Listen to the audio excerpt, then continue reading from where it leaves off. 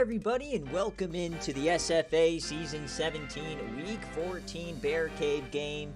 And boy, oh boy, do we have a slate for you. If you have been living under a rock, this is the largest BearCave slate in SFA history that is not bowl season. We've got an insane amount of games on the docket, all impacting divisional races. As it stands right this second, there are 14 divisions still to be decided here in the final week. It is absolutely incredible. As always, this is the SFA. It's an online dynasty, ran through Discord, Twitch, and YouTube. You can jump in anytime, claim a team, build them up through recruiting, and win yourself a national championship trophy. So, a lot of things to look out for. Make sure you guys are, one, divisional races, we'll talk a lot about it, but two, also keep an eye on the teams finishing 6-6, 7-5, 8-4. Those teams all are going to decide bowl season. There's going to be a plethora of teams that lose their bowl bids, and anybody that wins a division is guaranteed a bowl game. So we got a lot of people already jumping on in here. Welcome. We got Wind, KJ, Florida Man, Cam. What happened to Bean? He didn't play the whole game. Yeah, Pizza got to that 8-win mark. 8 wins, you can probably feel really comfortable. Coach Kennelly is in here. Coach Blazing, welcome. And yeah, congratulations, Coach Key. If you haven't watched the watch party yet, he did clinch the division late last night, or I guess early this morning. All right, let's get on into it. As always, this is BearCave, the best games of the week. Special week this week, but best games of the week. We'll jump in sim to the end. If it's close, we'll watch it in its full entirety. So the first ball has already dropped, so we kind of got a warm-up game here, I guess you could say, because LA Tech already clinched the division with a win here tonight in the Conference USA. So this SMU game really now becomes just about Coach Mushbrain. How good of a bowl is he going to get? A win here, 9-3. That's a very nice bowl. He could start getting into those citrus conversations. So let's jump on in. We'll sim this game quickly, and then we'll go ahead and keep going. So, Coach Mush, if you're here, I know it's disappointing, but let me know, heads or tails, kick or receive. And this is, remember guys, raffle tickets. You have an insane amount of chances today to earn some Bobanos. So make sure you participate in the predictions, guess right or wrong, and then you can redeem them for raffle tickets. Remember, the raffle ticket player will be drawn after the national championship, an 80 overall player. So are you going with SMU or are you going with Rice? Remember, you get 1 minute per prediction, so make sure you're on that trigger finger. We got 20 of you guys. Coach Keat gifting Coach Blazing one. Let's go. And he gives one to Kenzie. Thank you, Coach Keat. Hopefully you're not too tired after pouring that concrete this morning.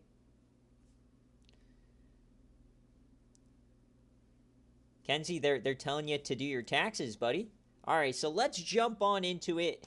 SMU on the road. They will not be playing in the college football playoff, but this is definitely the best season here for Coach Mushbrain at his tenure. Remember, he got fired from Wisconsin just a few years ago. So let's jump on into it. Let's see what happens.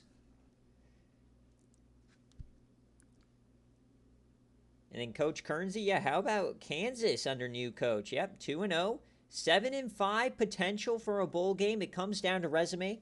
You do have a good resume considering you beat Iowa State. So we'll see what happens. Florida Man with the 1 bit. Thank you. That was not like a deathful. Let me get my desktop going. All right. My OBS updated without my consent. But here we go. Rice Stadium. I do not see Mushbrain, so we do heads and kick. We got a lot to go through here tonight. So Rice, can they shock the world and make SMU 8-4? Nobody wants to face the Mustangs in a bowl game. So here we go. Nothing on the line here. My day's pretty good. It was definitely a rough start. Not a lot of sleep, but we are vibing. At the end of the first, it's 7-7. Rice takes the lead. Oh no, not like this, SMU. They lose the division, so now they're just falling over. 20-7 here in the first half on the road. Please, not like this. Florida man got more bits. Thank you, thank you. And all right, going to the fourth quarter, down 2 scores. Oh no, SMU just getting ran out of the building here tonight. We'll see if they can make this close. Remember, we can only jump in at 2 minutes if the score is within a 1 possession. And Rice is going to do it. So a domination here for Rice. I mean, they get one back in 36 seconds unless they can quickly. Oh, we got a fumble. Hold on. Hold on. 1 second left, and there you go. So Rice does it. The upset here on BearCave. Rice all over the place. So had North Texas won, they would have won the division. So Wandale Hootie, 20 of 50 today. His final game, regular season game, 300 yards, 1 touchdown, 2 interceptions. SMU should be in a bowl game. They're 8-4. I think there's going to be maybe, just depending on how things fall, maybe 1 or 2 7-5 teams that don't make it. So 8 wins should be good. Nothing crazy going on here.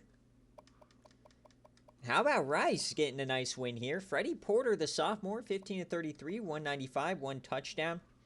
Gonna kind of go through the stats fast of these teams that we don't really care about. There's no SFA players on this team, so unless we see like an outstanding case, I'm just gonna kind of go through them. We got so many games to go through.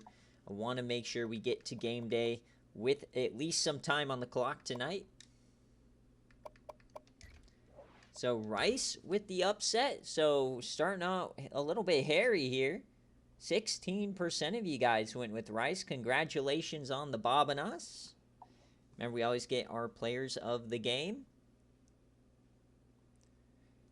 And the way I set up BearCave is exactly how the conference power rankings are going. So we're going to figure out the lowest conferences first and then finish with the big conferences. You are scoring your BearCave. Big chance. We got 3 rejects being claimed today, so a lot of people very invested in this very long BearCave slate.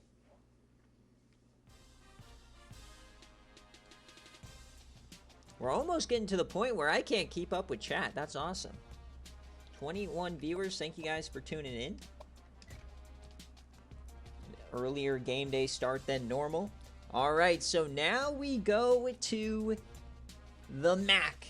The MAC. We're going to sit here for a little bit. We've got a 3-game slate, and we are going to start with Akron and Kent State. So, let me get the polls up, and then I'll explain to you kind of the scenarios, just so everybody's on the same page. And then, Rick, if you're watching, feel free to jump in anytime if I mess something up, because he knows bar for bar exactly what needs to happen. I'm just going off of my little write-up I did on mobile. So it's an 8-point spread, though, here for Coach Blazing and the Akron Flashes. Been a great year for them. They have a chance at the division here today. So are you going with Kent State or are you going with Akron? Akron 5-6. We got Kent State at 8-3. So 8-point spread. What needs to happen here tonight for the MAC in this division? Ohio clinches with a win. Kent State clinches with a win and an Ohio loss. So, those are the 2 most likely scenarios. There is also a scenario where Bowling Green clinches with a win and a Kent State loss. So, a lot on the line. So, basically, Kent State could win the division. If Akron wins, then just the winner of the next game. So, it's going to be a lot of fun here. Are you rocking with Akron or are you rocking with Kent State? Coach Blazing, let me know, kick or receive. I know you're watching. So you are the home team, so you get to choose kick or receive.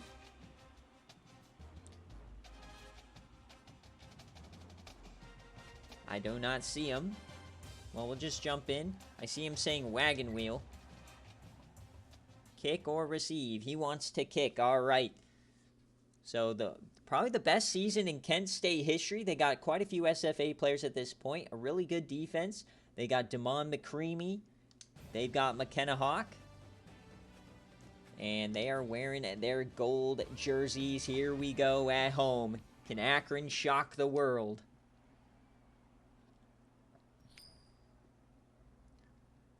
Oh, baby. All right, they will kick it off. So here we go. Kent State has to win to keep their divisional hopes and college football playoff hopes alive. Ohio Mania has been the favorite all season long, but Kent State could do something crazy here, but they're down early. They've got to take care of Akron. They got to get it done at home, and they finally tie it up. Can they take the lead before half? No. So we got a 7-7 grudge match going. Very defensive. And nothing doing here in the third quarter, but Kent State gets one. Can they find a run? That's 14 unanswered. One possession at a time. Remember, we'll jump in if it's a one-score game inside 2 minutes. Kent State, they go up 10, so here we go. One play at a time. What can Akron do? They haven't scored since the first quarter. We can't jump in yet. It's a 10-point lead. They turn the ball over. Again, we're 1 yard short. Can Kent State run the clock out? Coach Blazing on the edge of his seat, and he gets one back. All right, so not a lot of chances here for Akron, and that may just do it. There it is. So that is a Kent State cover. Congratulations. So now we got to await the result of the next game here for Kent State. McKenna Hawk, Kentrell Byrne, and then some field goals. So let's go, Coach Blazing. Congratulations. A 9-win season for Kent State. That's insane. McKenna Hawk, 21-39, 261, and a touchdown. Kentrell Burns, 133. Jamal McCreamy, 6 receptions.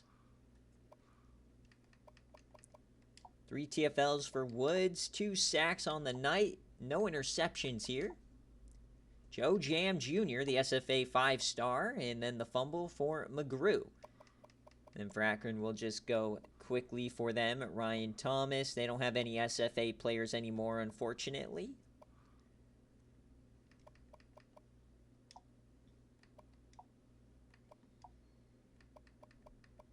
Actually, maybe they do. They have 1 receiver, I believe. Noah Council. Yeah, he is. So the SFA tight end, probably going to be in the transfer portal this season.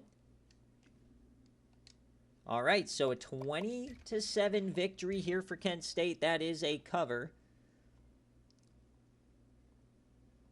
So the majority got that one correct. Congratulations. They're scoring on BearCave. We got Cryo gifting a sub. Thank you, thank you. Congratulations, Cryo. You never a doubt you'd get to 7 wins, right? Never a doubt. All right, so 2 games in. We got a Kent State cover.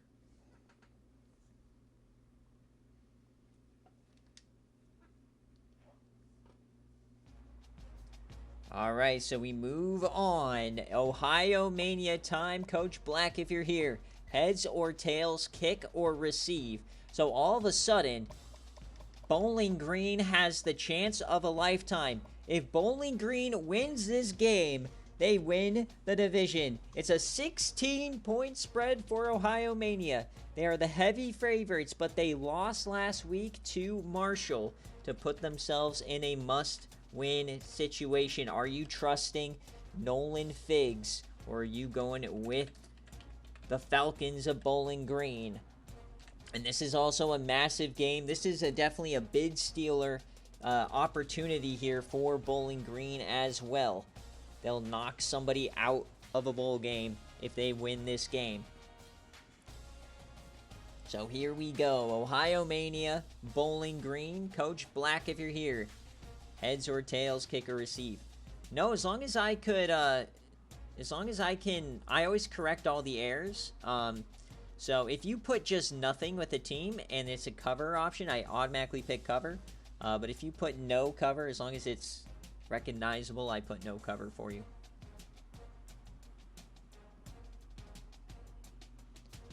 No, it's a 16-point spread. What do you mean the spread is wrong? Oh, Kent State won. Boo. Never mind. I'm not even reading my own graphic. What do you mean it? Hold on. Get started. No, it's a 16-point spread. I haven't even looked, Cryo. Alright. Yeah, that's fine. Alright, so never mind. Bowling Green cannot do anything, but they can still eliminate somebody from a bowl. So 16-point spread for Ohio Mania. Good shout, Rick. For whatever reason, I just thought Akron won that game, even though I'm staring right at Kent State cover right in my face.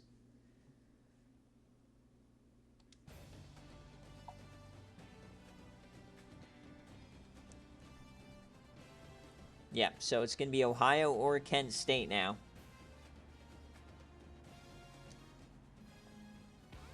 All right, I don't see our boy Coach Black, so it's heads and kick as always.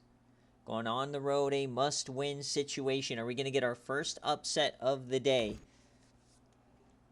Ohio Mania, the heavy favorites in the MAC this season. But they got to get the win. They get 6 right there. And it looks like it's not going to be a blowout. 13-3, Bowling Green hanging in there. Down by 3, so the spread looks to be cooked. Ohio Mania, third quarter, not doing anything. Here comes Bowling Green. They tie it up. Not like this. No way. Bro, Ohio Mania, not like this. All right, so woo, we get a kick return for Bowling Green. Insane. 2020 Bowling Green not going away. Coach Blazing is the biggest Bowling Green fan we've ever seen at this point.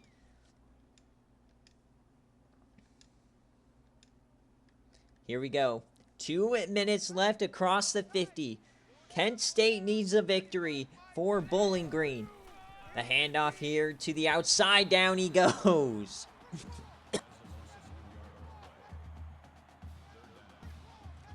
So they got Josh Myrick taking the bulk of the carry, so that means Rudy Rollins is not back.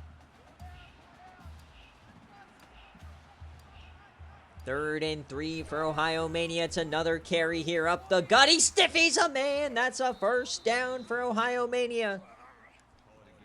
Can they get within range and clinch the division? This should not be close at all. Nolan Figs hurries it up. 1:05 left. Figs over the middle. Oh, I thought he overthrew his man, but he went to the guy behind him. And that's a first down. Nolan Figs. Greg Jennings playing for Bowling Green. All right, so inside the 25 now, you definitely probably feel comfortable with a field goal at this point.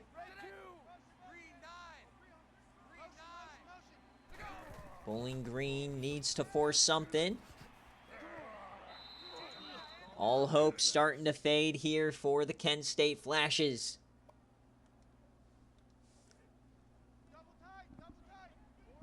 Second and 3.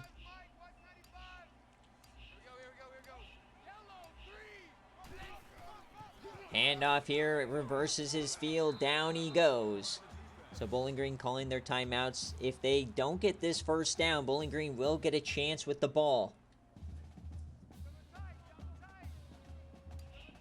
3rd and 4. Handoff here, down he goes. 12-second difference between the game clock and the play clock. So a 31-yarder or a 36-yarder from left hash. He's 0 for 1 on the day. The kick is up. They didn't take any time off. Up the upright. No good. Ohio Mania, no. Not like this. Not like this. One of the biggest favorites in the country on the ropes.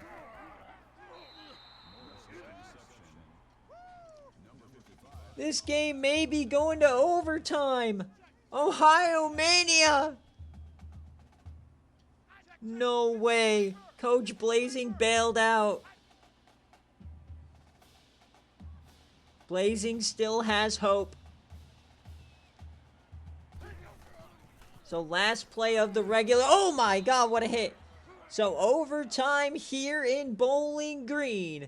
20-20. Bowling Green tied it up on a kickoff return. And we get OT. So I don't see Coach Black, so we're going to just go heads in defense like normal. Already off to a ballistic start here on this BearCave slate. Ohio Mania starts with the rock. What can they do here tonight? Safety's coming down. Nolan Figs. He may just have to do it himself. The handoff here to Myrick. Down he goes. The running game has not been very good for them. And the no cover at least has been secured. Pistol form, man in motion. We'll run triple option. Figs can't break the tackle. Bowling Green standing on their head. We've lost our UI. That's okay.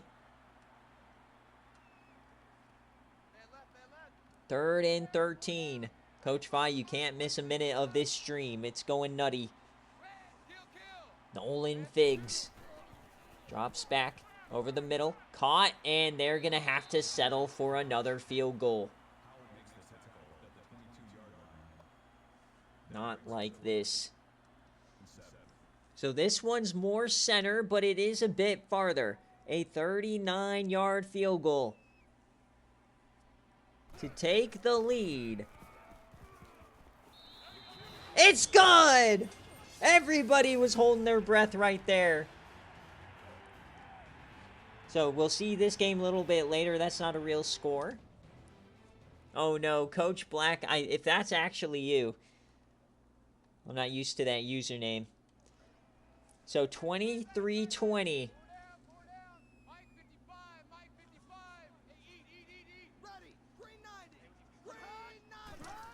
Touchdown wins the game for Bowling Green and sends Kent State to the conference championship. The defense needs to stand on their head.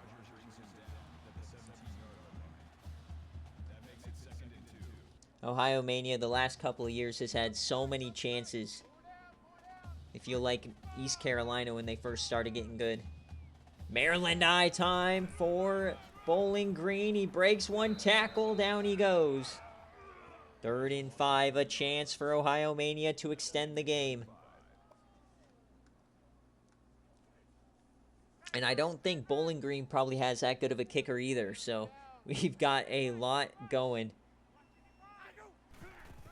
Bowling Green. Oh, he takes off. It's a QB draw for the first down. Matt Fields. What a call here from Bowling Green. Trying to secure themselves potentially a bowl game.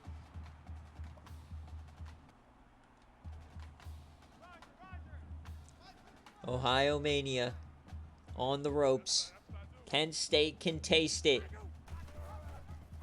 The handoff, he keeps it, he goes backwards.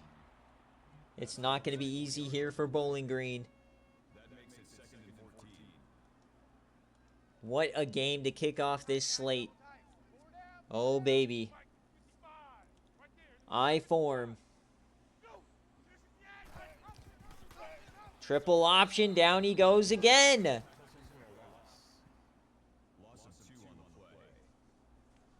So 3rd and 16, game on the line for Ohio Mania. Can they stop him for a field goal attempt? Shotgun. 3rd and 16, it's going to be a screen pass. Oh, they don't get to him. That might have knocked him out of field goal range. Can Ohio, that's Jamal Dunlap, the Colorado transfer. This is a long one. 46 yards to keep the game tied.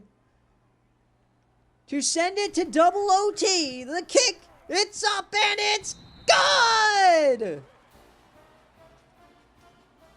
Bowling Green can outkick these guys. That was the chance. What a kick. All right, so now they go down again! Stop the screens. Jamal Dunlap is going absolutely crazy. The Colorado transfer putting the team on his back. 2nd and 20. Definitely not field goal range here, I don't think. Another screen. They get to him again! Oh, he evades him. He steps up, and he finally throws it, but there's a flag. Yeah, at that point, they were waiting so long. It's 2nd and 30. Is Ohio Mania going to get bailed out? That is the ugliest mascot I've ever seen. I don't think I've ever seen Bowling Green's mascot, and my God, that was terrible. They're at the 45-yard line. This could not have gone any worse. They'll dump it off here. Oh, he stiffies. That could have been big. So 3rd and 26. Definitely out of field goal range here for Bowling Green.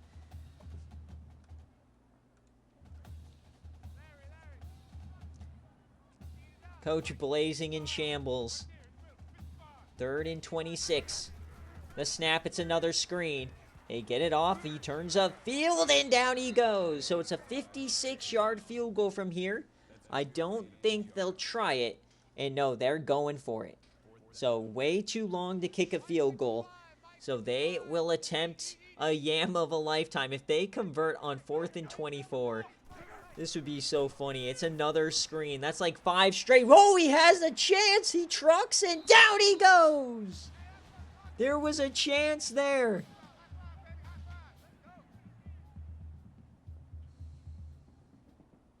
Bowling Green giving it their all. He almost squeaked through there.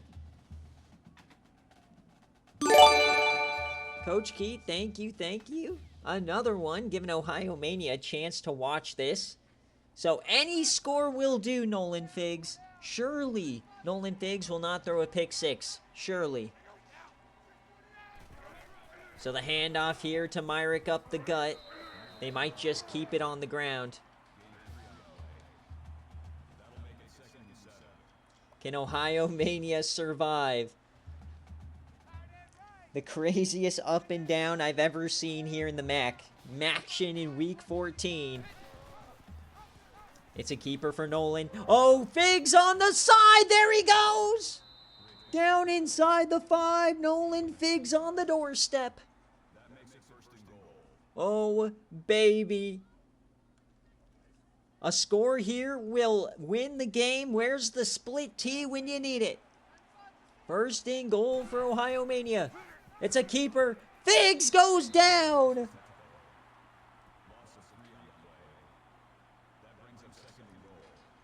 Second and goal now.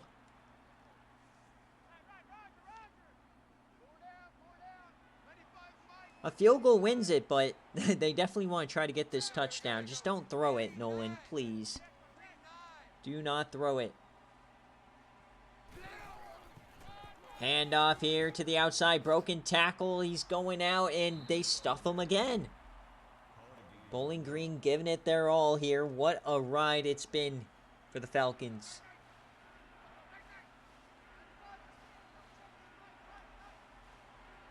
Spread. Nolan Figs to the end zone. Caught! What a throw, and that's a walk-off. Ohio Mania clinches the division.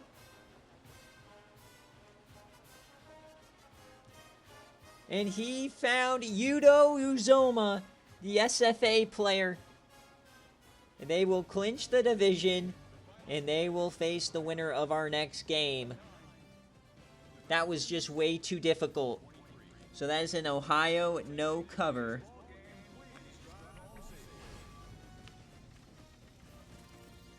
Ohio Mania, man. And if you were like Notre Dame, for example, you wanted Bowling Green to win that because you want the best seed possible. So Bowling Green plus 16 hits like crack. Congratulations. Coach Blazing has been eliminated from college football playoff consideration, but they will get a very nice bowl game.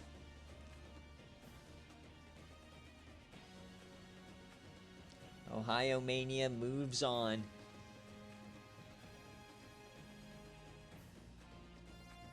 And what's great about the new format is these are basically playoff games. It's one and done from here on out for so many teams. If you want to make the playoff, you gotta go on a run here. Yeah, nobody doubted Ohio. Not one person. So 29-23 is your final 6-point victory. DeKalin Thrust had a punt return. They had a kick return. And Yudo Uzoma.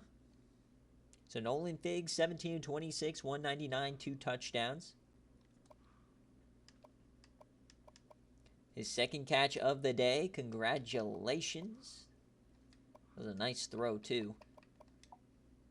Jamal Dunlap, legacy game. They had 4 total sacks. Fumble for Piers Loxley, the SFA player. And for Bowling Green,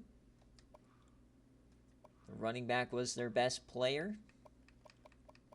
Howell, 14 tackles, 4 TFLs here. 2 sacks. No interceptions, so Nolan Figs kept it clean for once. But they had 3 fumbles. That's the difference. All right, so if you're scoring at home, that was an Ohio no cover. So our 8th division has been clinched. Ohio Mania lives to fight another week.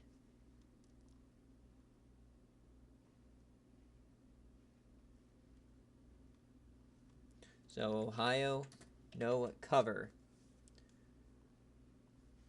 All right, so now it's time to finish off the MAC. Who will Ohio face? And I already, I already did that. Okay. So back to the MACtion. 1 game left, and yes, this is for the division. A 5-7 team could go bowling. Northern Illinois and Ball State, winner wins the division. Eastern Michigan was the favorite, but they just fell off a cliff. They could be going bowling. I think a lot of you guys, this game doesn't really matter. It's a bid steal no matter what. So let's see what happens. But this is a 7-point spread for Ball State. They've been good in the past. We've seen them in the MAC championship quite a few times. Are you going to go with NIU? 1 minute on the clock. Get those Bobinas going. This is CPU versus CPU.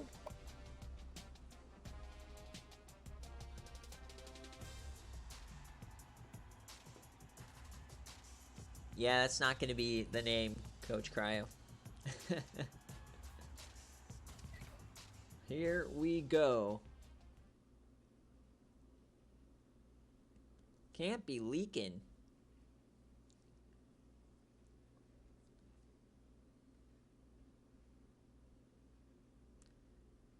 All right. We've got snow in a game to decide the MAC. Oh, baby.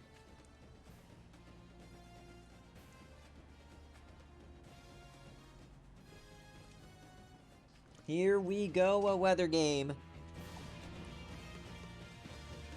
Ball State, NIU.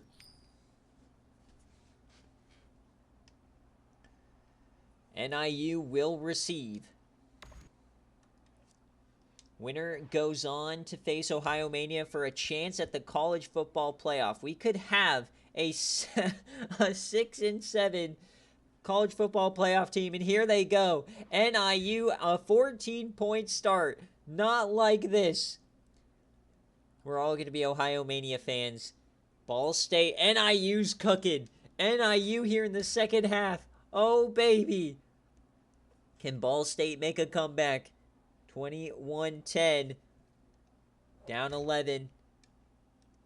NIU goes up 18. It looks like the fat lady might be singing. NIU is up 3 scores. And NIU is going to win the division.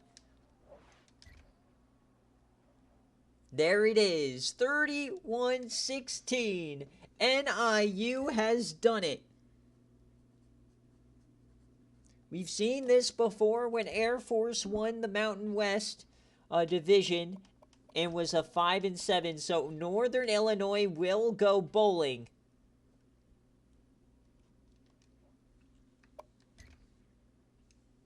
Stan Robinson, the true freshman, had an outstanding day.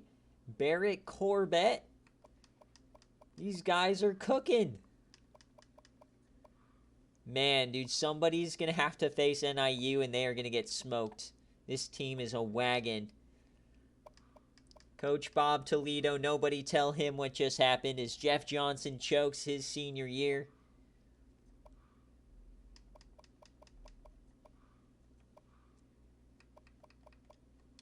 Five TFLs, pretty good day, 3 sacks. But the snow, the Huskies just did better in the snow than the Cardinals. And that's going to do it. So the final score here, 31-16. That is an NIU outright victory for those of you guys scoring at home. 39% of you guys guessed that one right.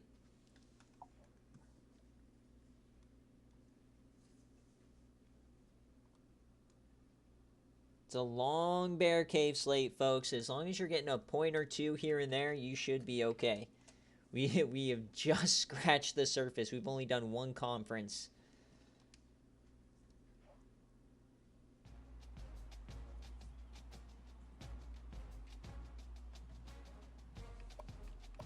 No, we're still in the MAC.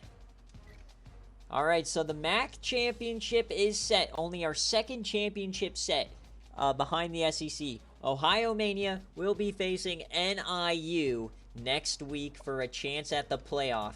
A 5-7 team has a chance to run the table and go to the college football playoff. That's incredible. All right, let's keep it rolling. Next up, we are going to the Mountain West. Oh, baby, it is time. First up, first game on the slate is Utah State and Wyoming. So this is a 12-point favorite for our boy, Coach Wind. Wyoming minus 12. Going up against Utah State. So while you guys are going through your Bob and Os, let me go through the scenarios here. So in the Mountain West, UTEP clinches with a win. Wyoming clinches with a win and a UTEP loss. So Wyoming's in the same situation Kent State was just in. But Boise State, who beat UCLA this week, if both UTEP and Wyoming lose, Boise State wins the division. So 3 teams with a chance here. So, Coach Wynn, let me know, kick or receive.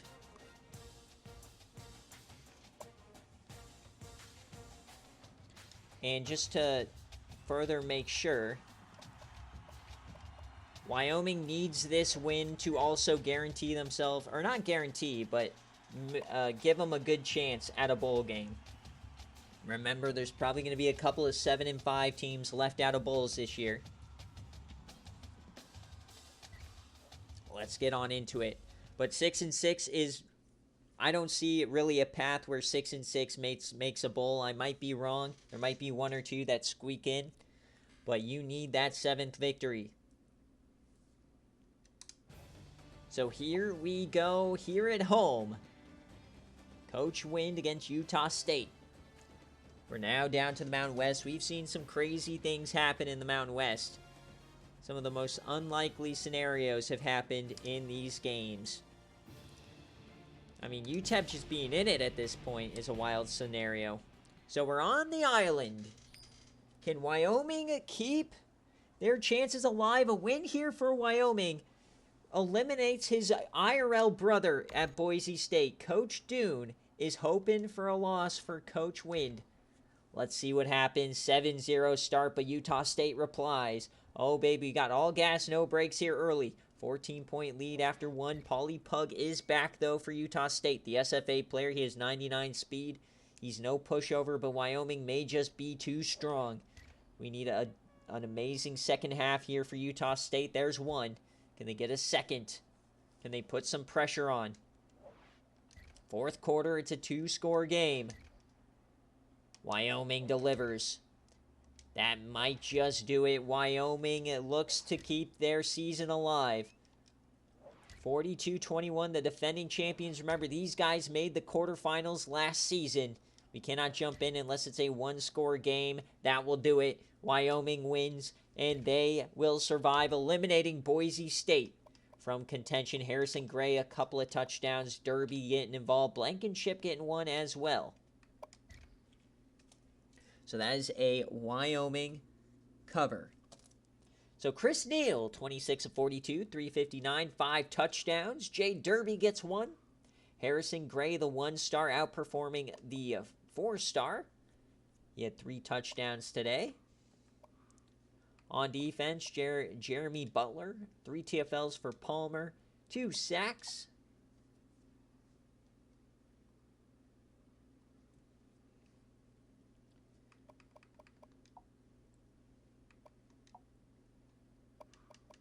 And for Utah State, really the only person we're going to care about here, Paulie Pugh, the SFA player.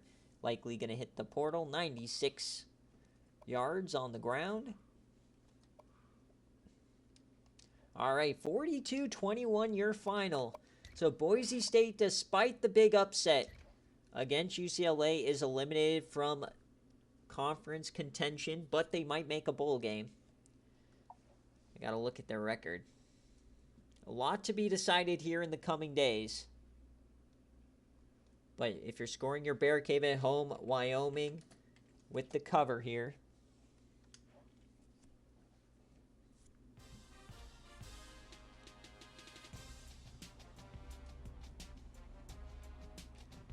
All right, next up, we've got probably one of the, I think them and Charlotte are the 2 most unlikely teams who defied their overall this season. UTEP has a chance now to win the division. If UTEP wins, they will win the division, clinch a bowl game. If they lose, Wyoming will go and have a chance to go back to the college football playoff. So, Coach Florida Man, let me know heads or tails, kick or receive. All right, this was a Wyoming cover. All right, for this game, we've got UTEP, who is actually not the favorite. New Mexico, 4.5. Or are you going to rock with UTEP? Is the dream for UTEP going to be a bowl game? Or is 5-7 their max? 60 overall now. They were in the 50s, so in-season progression helping them out. Got tails and kick. Coach Wind, he's on his knees. Please, I'm on my knees. Surely, UTEP doesn't pull off yet another upset. So, 4.5-point favorite. Division on the line. Coach Chumtoad, who's in top 3 in BearCave right now. He has some SFA players. It's just been a bad couple of years for New Mexico.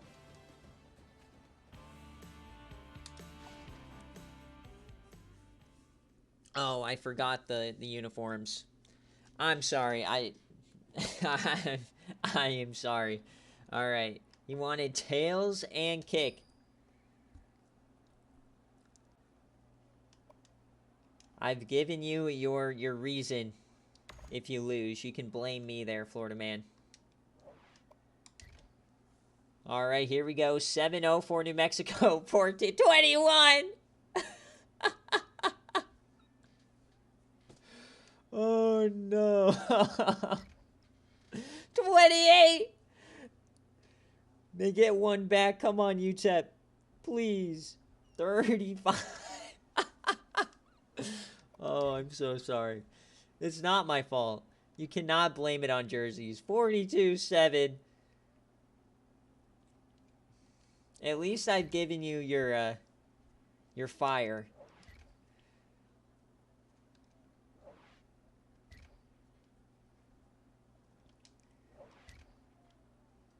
$42-7.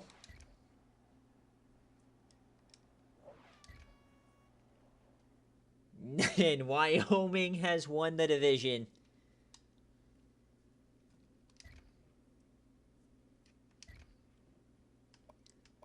Everybody was so... Canelli, everyone in the West was rooting for UTEP. Of course you were. Oh, this is what happened. It looks like Tony Davis got benched or hurt. 6 for 24. That's not going to win you a lot of football games. Kenneth Moore, averaged 5 a carry. He's going to be a good player. 17 tackles for Spencer Bennett. My God. 2 TFLs, 2 sacks. Couple deflections.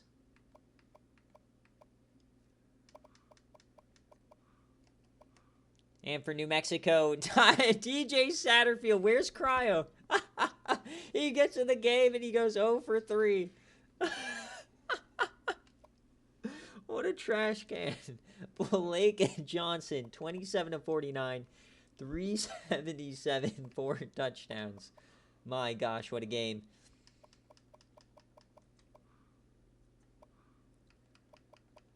Four TFLs here for Weaver. That made me laugh. 1 interception for Matt Bell.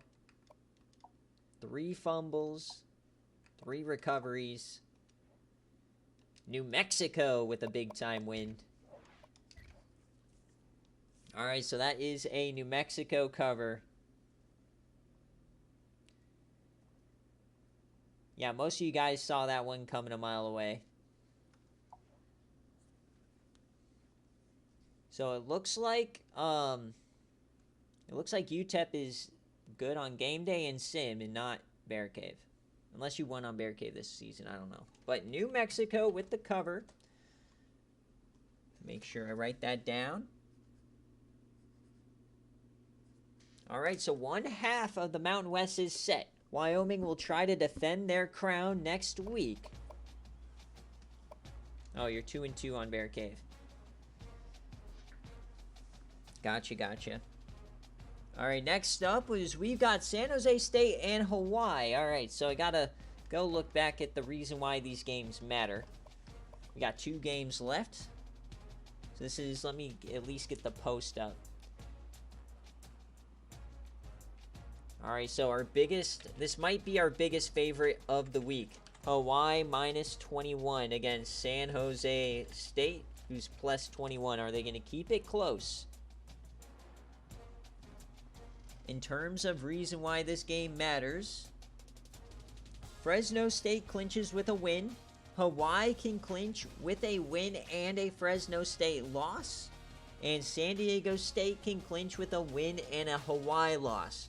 Okay, so this game decides if Hawaii or San Diego State has a chance. So Coach McNasty is begging for 1-10 San Jose State to shock the world.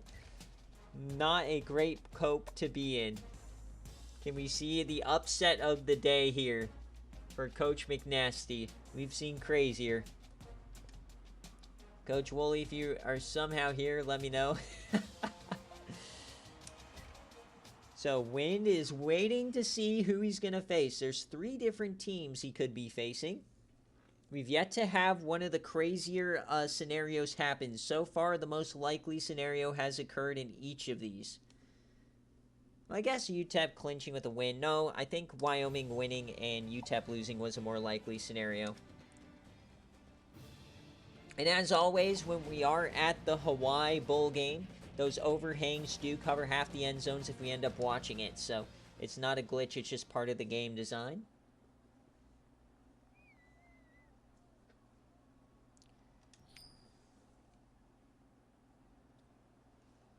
No, he's not been gone for 3 seasons. I think last season he was active at the beginning, and then he just hasn't been active at all this year.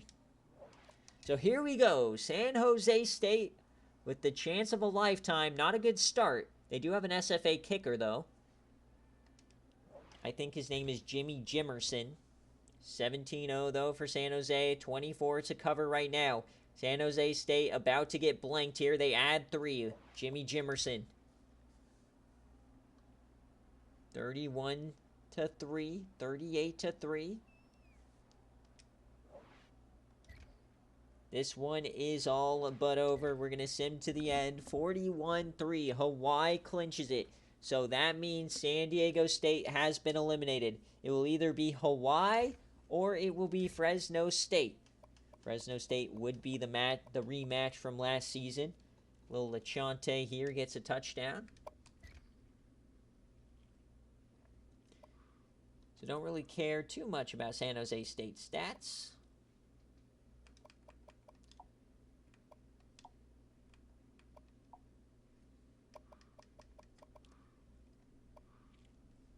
Jason Hayden, 24, 39, 463, 3 touchdowns. They've been just fine with him at quarterback. Lil Lachante gets 4 catches and a touchdown.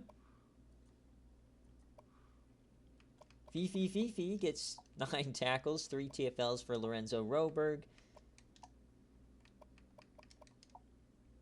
Jelani Walgate with a deflection, and that is about it. All right, so that is a Hawaii cover. Hawaii domination. So we've only jumped into 1 game so far. It was a good game, but I'm not complaining. Just means the stream will go by faster.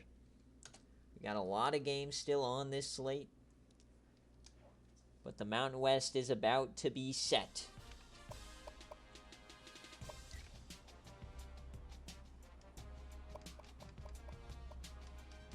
San Diego State and Fresno State. Coach McNasty, let me know heads or tails, kick or receive. You get priority.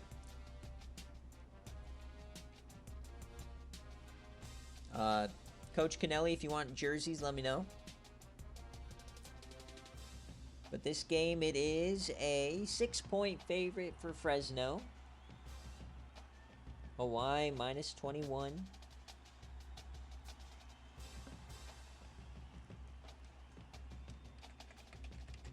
Fresno minus 6. Or SDSU plus 6.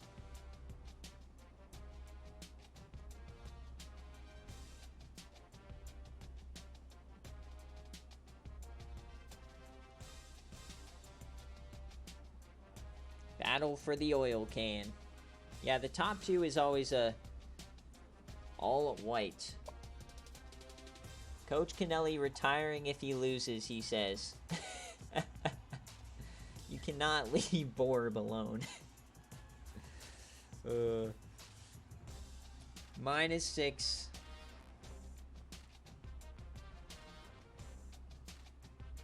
What do you mean helmet? All white cursive helmet. That's a cursive helmet. I don't know what happened to Bean. All I know is he didn't finish the game. I don't see injuries before I sim to the next week. Because the length is always wrong in the current week. Well, I am all-knowing, it's just not yet. Rumors are the Bean detached. He suffered a decapitation. Alright, here we go. Winner faces, or a win for Fresno, and they face Wyoming. A loss, and it will be Hawaii that will face Wyoming. Here we go. No, it's spread to his liver.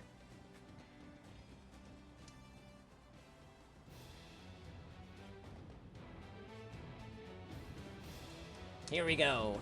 Speaking of people who deserve to get cancer, Conrad Gatterdam, the most unclutch BearCave quarterback I've ever seen. How do you like that transition there, Kennelly? I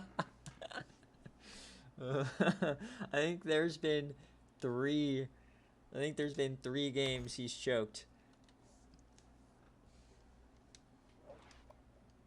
Alright, here we go. Fresno State, can they clutch up? No score here early. Uh-oh, San Diego State scores first. Dan Harper in the game. Where is Borb? I don't see Borb! Borb, please! Oh my god. Oh my god! No! Kennelly! Where's Chadley Brown when you need him? 34! 41! McNasty laying the boom. They're going to get blanked. Oh, they get a touchdown. What in the world just happened? Another one! No way! What a result! Oh, Canelli, I'm so sorry. Where's Chadley Brown when you need him? 48-14, right to the noggin. That is a San Diego State outright victory. And that will send Hawaii to the Mountain West Championship. Holy cow. Yeah, this is exactly what it feels like to be Cryo. Remember, Cryo, when you were undefeated and you lost? Gibby Gerbacks went absolutely ballistic.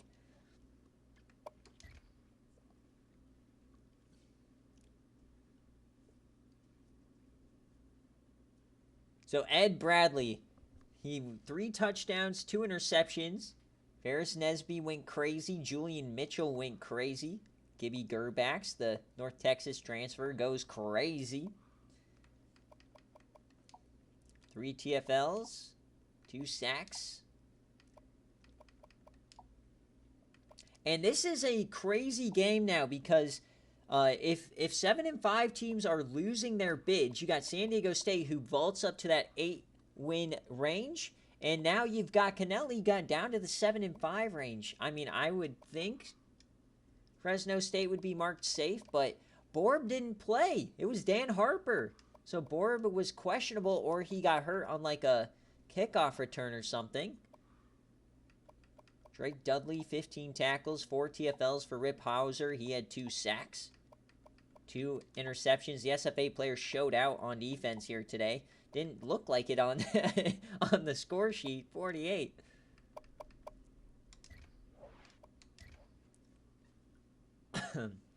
Exactly. The matchup history is on the scoregami sheet. It's one of the toggles on the bottom where you can put in the teams and it pops up every matchup.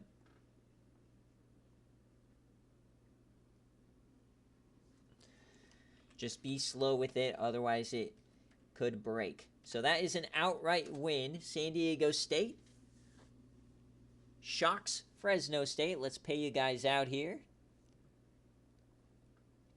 That was actually a pretty even down the middle guess for you guys. So we are 8 games in, and now we know the Mountain West Championship. Hawaii will take on Wyoming. Oh, baby. All right, next up on the slate, what do we got? Oh, yes, sir. We are headed to the American.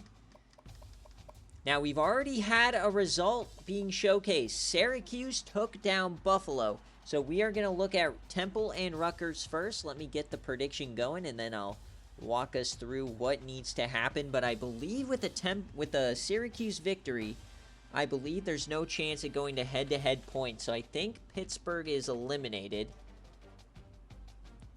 So this is a 7-point favorite for Rutgers here against Temple and Coach Bob. Yeah. +7. Yep. +7. Or Bobert. Alright, so the ACC. So West Virginia clinches with a win. Rutgers needs to... Rutgers clinches with a West Virginia loss and either a win or a Syracuse win. So they already got the Syracuse win. So I do not believe they need to win this game 100%.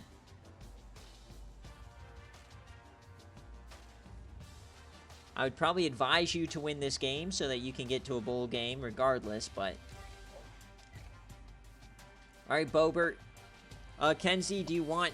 I think you put in a jersey request, didn't you? Give us black if available. There it is. Back on Patreon, Coach Kenzie. The SFA earns for Kenzie football. I guess not earns, it's yearns. But irregardless, here we go. So we'll go on board with the Temple Owls.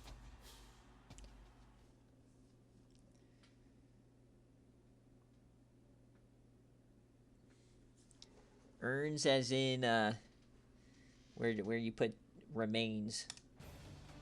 We've got snow at Rutgers in here to New Jersey. Let's go. The Temple Owls and the Rutgers.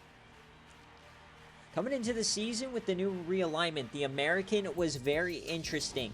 It is shaped out in a ridiculous way, so we're going to see who is really the winner of the Big East out here. Rutgers, Temple. Temple's already eliminated, but they have a chance to knock off Rutgers. Here we go. Amsoul.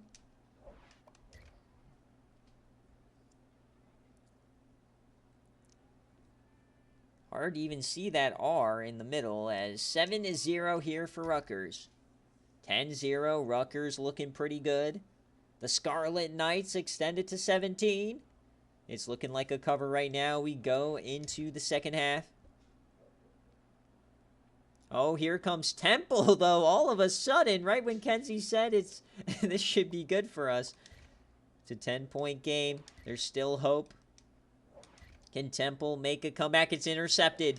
Here comes Temple. Can they score? Yes, they do. So we got to go one play at a time. Can Rutgers survive? They have to punt it. Here comes Temple. Remember, we can only jump in at the 2-minute mark. Here we go. It's a 3-point game. We're watching some Rutgers action.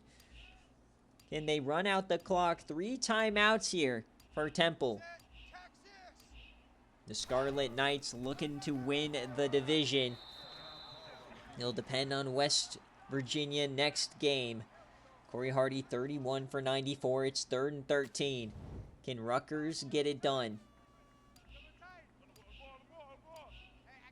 Offset eye.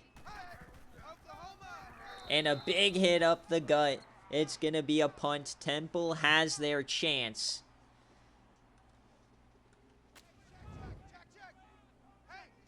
So they're going to have to play some defense here for the Rutgers Scarlet Knights. Remember, Rutgers fired Coach Nathan so that they could get Kenzie. He's trying to deliver them a division win. Temple's had a much better second half here tonight.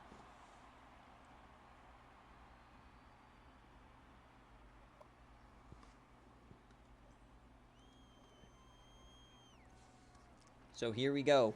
Minute and 30. Can Temple shock the world? Under center. Drops back. Rolls right. Throws straight into the dirt. Zeller's in the area. Marcus Castillo. Yeesh. 5 for 21 on the day here. Yikes. 2nd and 10, minute 26 left. Can Rutgers save the day? It's another throw. He slips. Castillo, he takes off. Oh, he has some room. He has some speed. He cuts a field, and he is going to get himself a nice gain, about 16. Here comes Temple. All they need is a field goal. They'll hurry it up back under center. Castillo the drop. He has plenty of time. He's going to take off yet again. The spy, though, was in place. Good call by Coach Kenzie. He gets only 1. So clock continues to run. They have 1 timeout left. Wide receivers have to get back. Temple, only a 2-man rush. They're playing QB contain. He yams it deep down the seam, and it's intercepted! Rutgers takes over, and that will be the ball game.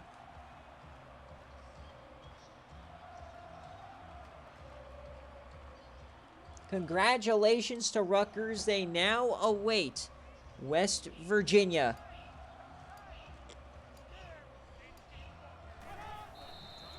If West Virginia loses to Pittsburgh, Kenzie wins the division.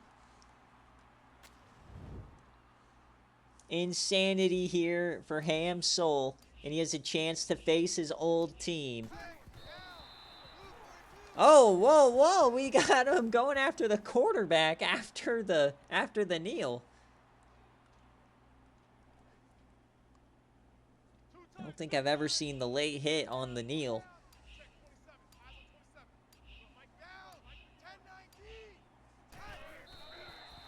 So there it is. 24-21. It is going to be a no cover here for Rutgers.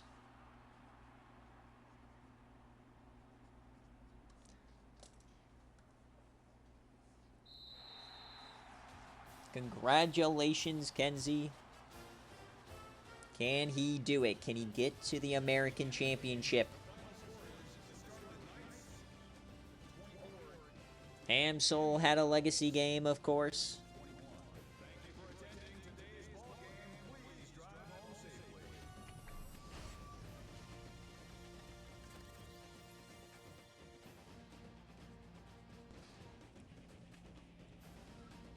Alright, what in the world is going to happen? West Virginia, they don't have their quarterback. There's a chance we get Kenzie versus Bryce Beers for a playoff spot next week. Talk about aura. Bryce Beers has already announced he's going to the transfer portal regardless.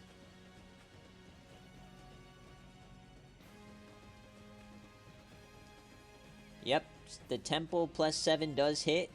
Nice call if you picked it up. So 24-21 is the final. They got a scoop and score. That's why this game is even close.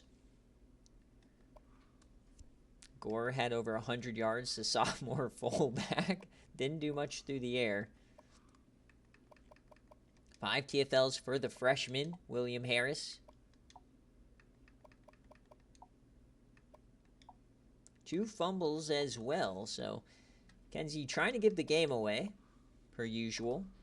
So Ham Soul, 20-37, 299, 3 touchdowns. Running the ball, Corey Hardy, 94 yards. Kind of all thought that they'd kind of regress severely here with Kenzie at the helm, but they've been playing pretty well. Haven't really fallen off. Playing for a division title right now. Let's go. So the 3-point win for Rutgers. It's a no cover if you're scoring at home.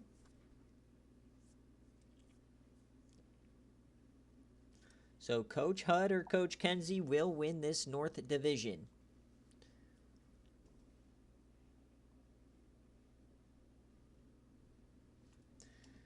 So Rutgers, no cover.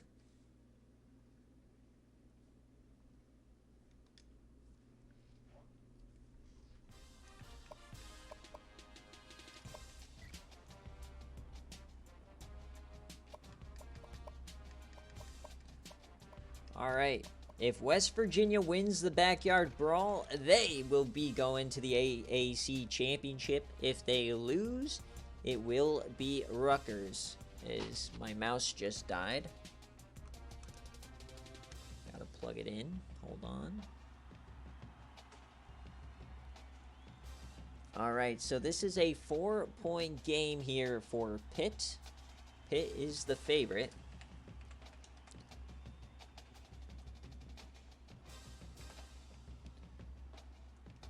Or are you going to West Virginia? Can West Virginia clinch? Here we go. A rivalry game for all the marbles. Pittsburgh, West Virginia. Backyard brawl. Pitt could really ruin West Virginia's life right now. These fans would be fuming. I love when these rivalry games decide big divisions and stuff. Here we go. No weather to speak of out here in West Virginia. Eat shit, Pitt. Here we go.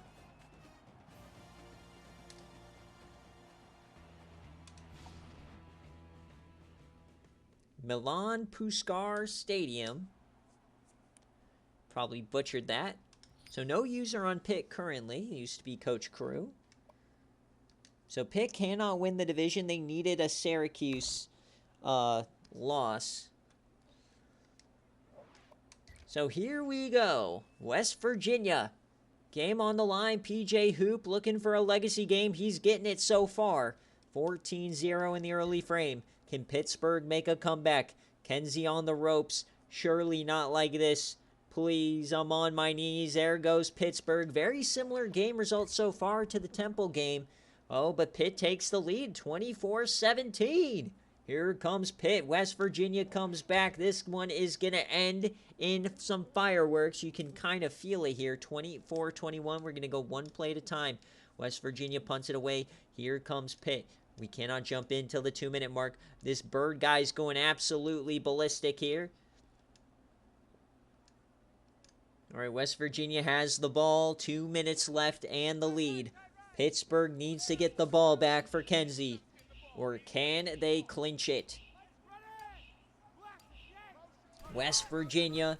It's a keeper to the outside. He has a lot of room. Oh, they stumble over each other. Breaks a tackle, and he's pushed out. So now Pittsburgh and Brian Sanders. Pittsburgh needs to use their timeouts and hope they kick a field goal. Can Kenzie find a way to get bailed out here? Hand off to PJ Hoop, the SFA player. He goes down. PJ Hoop, 81 yards, 2 touchdowns on the ground. 2nd and 10, 2 timeouts left. The handoff up the gut, a stiffy, and PJ Hoop can't get there. So decision time now for West Virginia and Coach Hud. Are they going to get aggressive, try to end the game, or are they going to run the ball? 3rd and 8. They'll throw it. Sanders rolls right, yams left, and 50-50. It's broken up. That stops the clock, gives Pitt a timeout. Exactly what Kenzie needed, and they're going for it. They cannot kick a field goal. I guess they do not have a kicker good enough. 4th and 8 for Kenzie. The drop back from Brian Sanders. He floats it deep, open man, and it's a turnover on downs. He did not get the foot in. Kenzie might have just gotten bailed out. It's a game of inches, no review. Oh my God. Here comes Pittsburgh. Kenzie needs a Pitt win. And, oh, what a catch. But they'll call that one incomplete. John Cunningham. Cannot believe Kenzie just got that call. He was wide open for the first down. So the Rutgers hopes live. 2nd and 10 here for Pitt. Oh, that's short. He catches it. It's a stiffy, and they get a couple. They've got to hurry it up now, though. Only one timeout. They need at least a field goal to extend the game. Mojo Baez on the defensive line. One of the best pass rushers in the country. Broken tackles, though, from the running back, Chase Bird. He's been dominant here tonight. That's his 4th catch of the day. Up to the 48. Here comes Pitt. Cunningham drops back. He rolls right. He was geared up for a yam, but Mojo Baez, the SFA player, hits home his first sack of the day. He's trying desperately to get Virginia Tech to the championship game. 37 seconds left. Cunningham has time. He yams that one, and it's caught an inch short by Colt Harrison, the SFA player. The IGR from last year, made by, I believe, Coach Wind. 3rd and inches. 33 seconds left. They have one timeout. Cunningham's got a yam it. He does, and it's off the mark. So here we go. Game on the line. West Virginia can clinch the division right here. An inch away. What is the call from Pittsburgh? They need a field goal. Drop back, Cunningham. Over the middle, and it's caught! It's a one-hander from Thomas Adams. He keeps the game going. They hurry it up. 24 seconds. The snap from Cunningham. He yams it deep down the left side. Caught! Another one-hander from Thomas Adams! Holy shit! The 4th and inches to the yam! Just sent Rutgers to the championship game!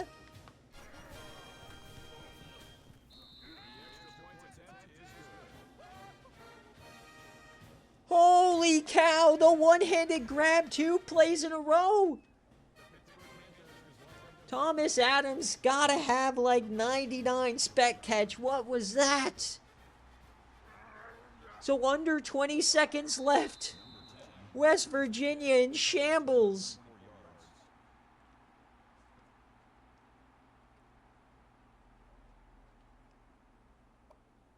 We've seen that even happen too, where they drop it on the one-handed catch, but we've never seen them reel it in before. I cannot believe Kenzie is getting bailed this hard. This is why you join Patreon, folks. They step up. Sanders floats it. Intercepted! They're going the other way. That's going to win it. Rutgers is buying Pitt merch tonight. Incredible job from Pittsburgh on the comeback.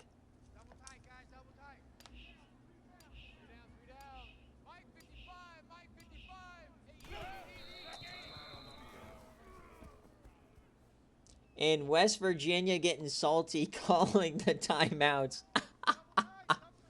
The backyard brawl is hilarious.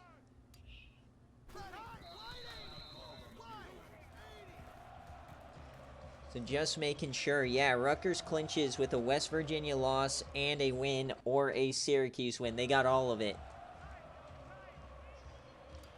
3rd and 15. No time even came off the clock, so I guess West Virginia will get one play here.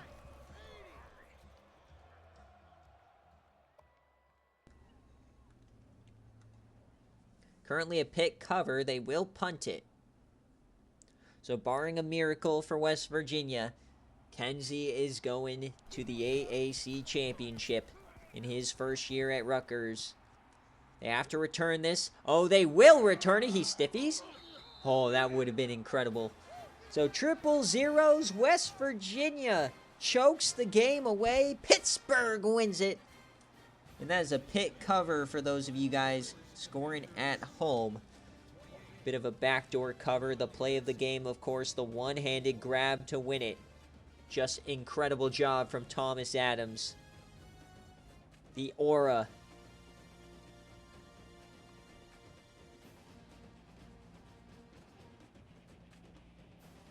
Yeah, me too, because we never see him return it out of the end zone. Never a doubt for Kenzie. What a game. John Cunningham, player of the game. Pitt will not win the division, but they win the rivalry game.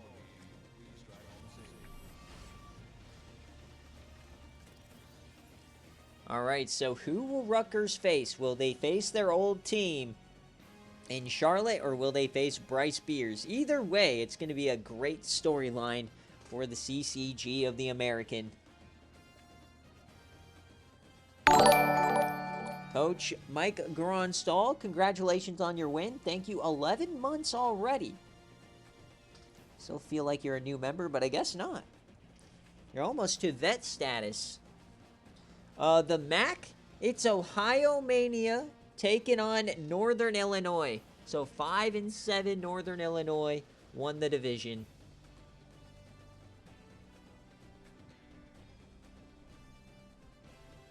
So that's a bid stealer and a chance to make the playoff under 500. Surely Ohio Mania won't choke that game. So John Cunningham, 22 of 41, 293, 2 touchdowns. Chase Bird.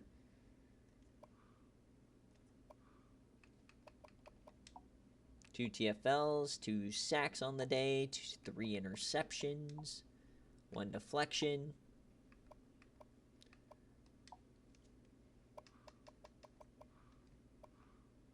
Brian Sanders, 12-26, 156, 1 touchdown, 3 interceptions. PJ Hoop, 83 yards, 2 tutties. He also had 3 catches. Mojo Baez, 3 TFLs and the 2 sacks. 1 interception for Smokey Decker, the SFA player. Tough loss here for West Virginia and Coach Hud. So Kenzie wants Charlotte because he's scared of Bryce Beers. He knows he can't beat Beers. So for those of you guys scoring at home, this was a pick cover. Remember, all games will be posted after game day tonight. It's going to be a lot of games we got to post, but we will post them all.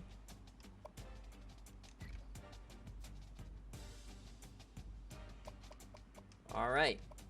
So now, who will Rutgers face? We got 1 game left. Charlotte, who has just been way better than their record shows this year.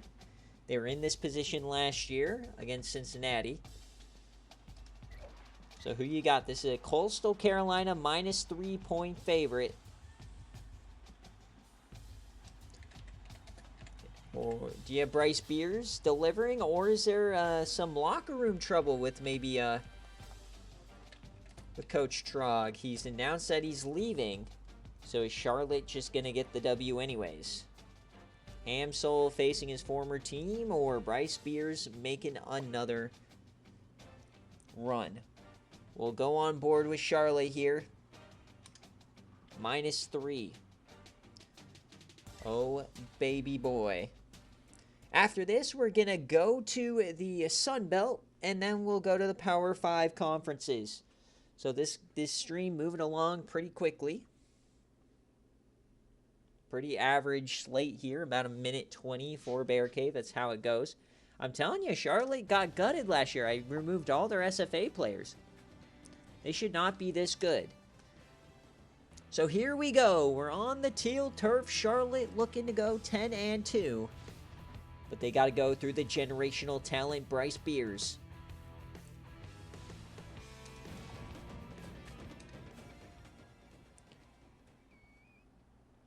So we'll go heads and kick, of course.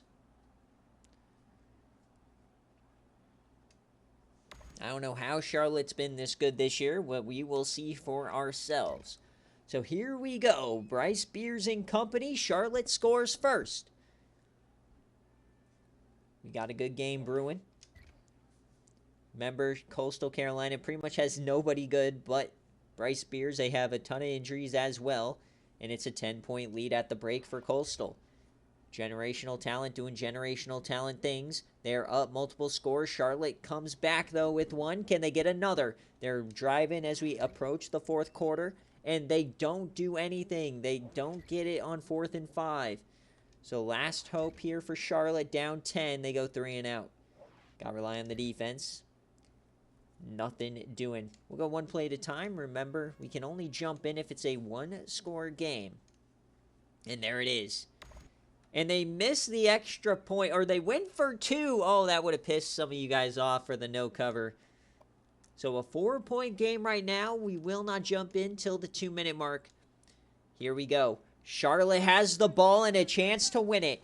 9-2 Charlotte. Down 4 with the ball. To face their former head coach, Coach Kenzie. Floater over the middle, and that's a nice catch. Charlotte continues to prove everybody wrong this year with Bo Houston at quarterback.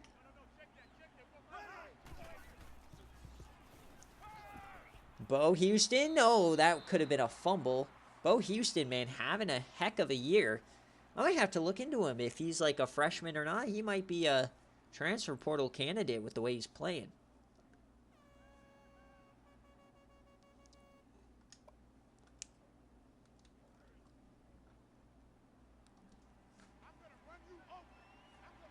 All right, 2nd and 10. Split backs. Handoff here. He delays it, and Ryan Smith only gets 4, so a 3rd down. Coastal Carolina looking for a stop. Bryce Beers not on the field. 3rd and 6.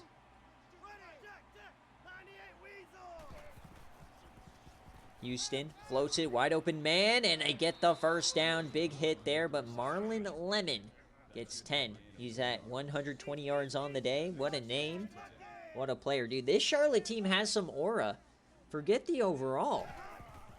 Charlotte kind of has some aura this year. Is Bo Houston. Now he escapes. He finds room. It'll be a first down and more. He gets a, like 20 there.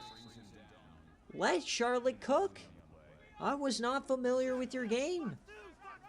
Kyle Ricks, the former Thorpe winner.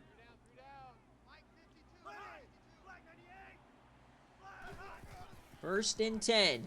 He takes off again. He finds some room. He'll get positive yardage out of it. They need a touchdown, though. 2 timeouts remaining. Coastal on the ropes. Teams on the bubble for a bowl game, hoping Charlotte beats them. This would be a big thief for Coastal. Gets to the edge, broken tackle, stays in bounds inside the 5. Sean Nash for 17.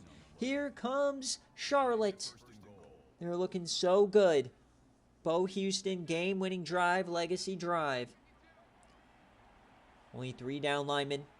Watch the run. The handoff. Open, touchdown, Charlotte. They take the lead. Oh, baby. But did you leave too much time for the generational talent? Bryce Beers made the semifinals last year, had Oklahoma on the ropes until the blue square intervened. 52 seconds, and all he needs is a touchdown. Here's the return. Regardless of outcome, Bryce Beers will be in the transfer portal this season. Who is going to win the Bryce Beers sweepstakes? 27-24.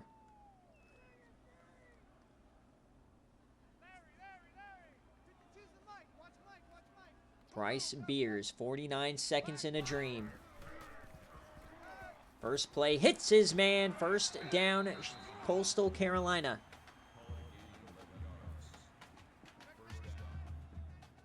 They hurry it up. 40 seconds left. Beers has some time. He's waiting. He takes off. He gets through. He has a head of steam. That's a first down and more. He runs over a man and slides. Almost scissors the safety. Inside the 45 now. 34 seconds left. Trips right. Still have timeouts. Remember, Beers. He takes off again. Breaks one. Spins another. Breaks a third. Oh, baby, Bryce Beers. How can you say this guy is trash?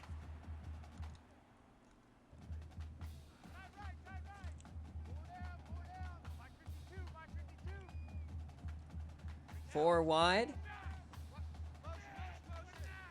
Man in motion. 22 seconds left. Floats it. Open man. There you go. Oh, inside the 10. A.J. Ferguson. 17 seconds left.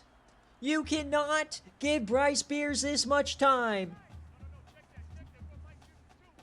Safety's coming down. 17 seconds. To head to the CCG. Open. Touchdown, Coastal Carolina. Bryce motherfucking Beers. Bang.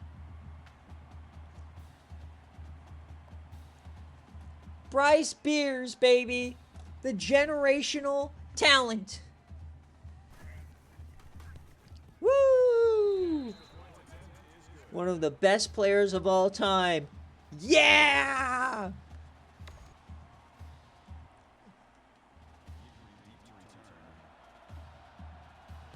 Hey, they're 9-2, fat boy. 31-27. Was it too much time for Bo Houston? The 67 overall Charlotte quarterback. Does he have a legacy moment in him? 13 seconds in a dream. Down by 4.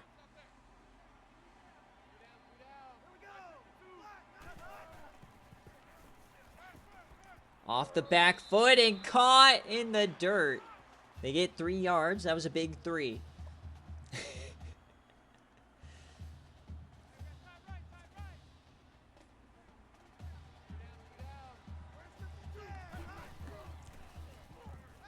Play action. There goes Bo Houston trying to get in yam range here. Down he goes. 3 seconds left. How far can Bo Houston throw it? Can he keep Charlotte's playoff hopes alive? 60 yards away. Down by 4. The Charlotte 49ers. Bo Houston. He yams it deep. Left side. Tipped away by Roth.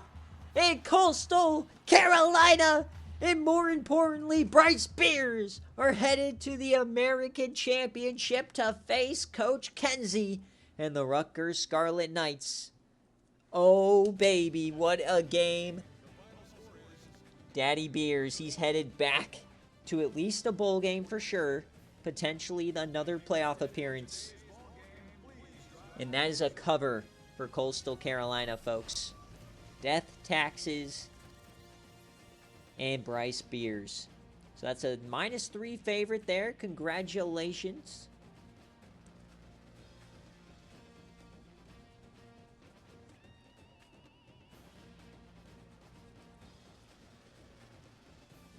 Charlotte vs. Rutgers is the bigger storyline. Who gives a shit about storylines? I care about good football, baby. Nobody wants to see a Charlotte playoff game. That's what it comes down to. Hamsol can make some plays. Kenzie could actually do something. We saw it against Penn State. He had a good lead. Coastal, of course, with Bryce Beers, can go toe-to-toe with anybody. So, if we're looking for good playoff teams, Charlotte did not fit the bill.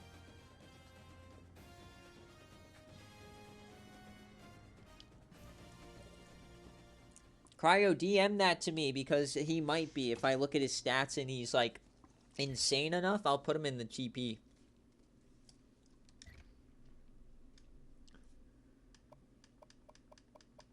AJ Ferguson, baby. The only help Bryce Beers has. So, yeah, 27 of 53, 3 touchdowns, 3 interceptions. Bo Houston, he has a good name.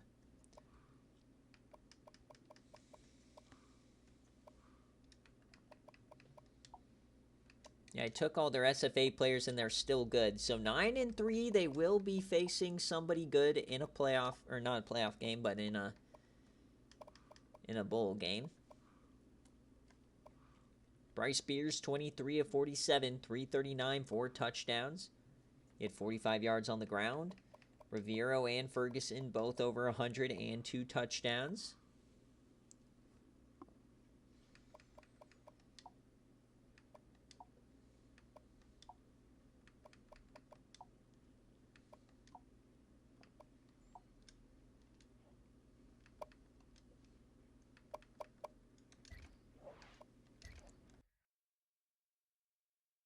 Kenzie getting people from his pipeline. All right, so now we have another finalized CCG. Things are starting to take shape here in the SFA. Coastal Carolina will face Rutgers in the American. And that is a Coastal cover for those of you guys scoring at home. Yeah, I got to look at his season stats. Because 70 is the lowest overall I put in the TP. Alright. So now we go to the Sun Belt. So first game up is going to be South Florida and UCF. Oi.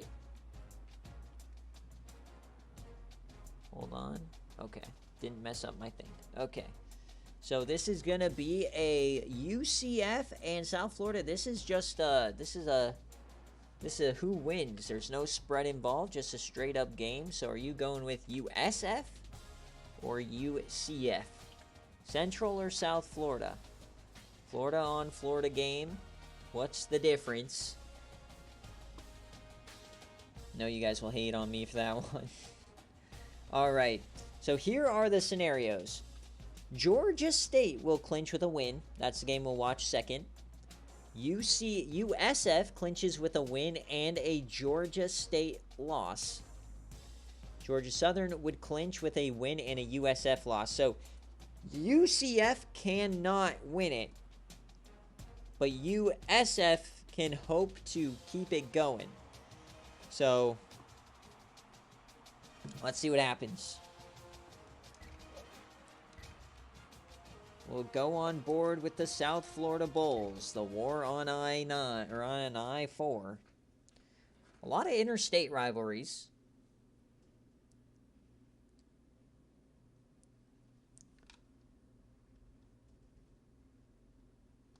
Here we go. We've got rain in the bounce house.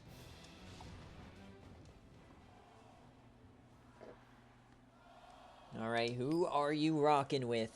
Definitely don't want to see a South Florida game day. That would feel icky.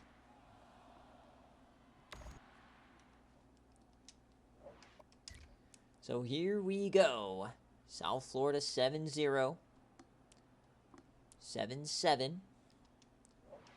So with a loss, the next game would be an outright game for Coach Coco. He has a chance. UCF playing well here in the first half. They have the lead here at home. UCF, 21-7. And this would be a big game for UCF getting to bowl eligibility as well. That's 7 wins. Give them a chance. So, nothing doing there. Oh, man, that was their chance. All right, so we can't jump in yet unless they score here. And it's an interception. So UCF, it looks like they have just done it. They have squashed the Bulls. And there it is. So a 28-7 victory eliminates the Bulls, meaning our next matchup is going to be for the division on who gets to face Southern Miss. Omar Hollis.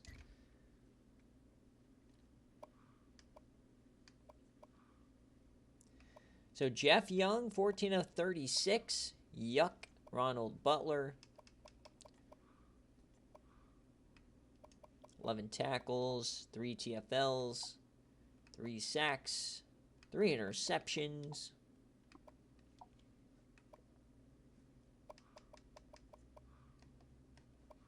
UCF, Aaron Brown came back, 17 of 33. 270 yards from Omar Hollis, but a little bit too late for them to celebrate a conference championship. But they might make a bowl game now. I'll have to wait and see if their resume is good enough. So this is an outright victory for UCF fans. Only 7% of you guys chose UCF. Or I guess 7% of the points. UCF outright.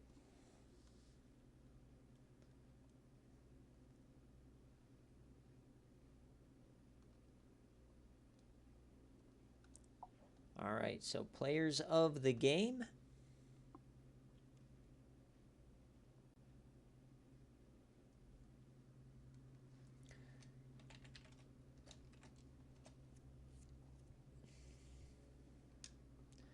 All right, so we're almost to the Power 5 games. I think we're on our last G5 game of the day. It's been a wild slate. We've had some unique outcomes. So who is going to do it? So now, weirdly enough, that USF has lost. The winner of this game goes and faces the buzzsaw of Southern Miss. All right, so Georgia Southern, Coach Coco, if you're here, let me know heads or tails, kick or receive, or Georgia State of all teams. So we've seen Georgia Southern miraculously make the playoff and make it to the national championship before. Can we see it again? He's not 9-3, but definitely could do it. 3.5-point favorite for Georgia Southern. So who covers? You rocking with J-Sal? What is this? Minus 3.5? Or are you rocking with Georgia State? Plus 3.5.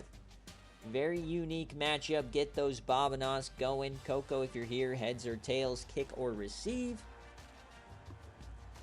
The final game here of the G5 slate. Then we got the Battle of the Beak.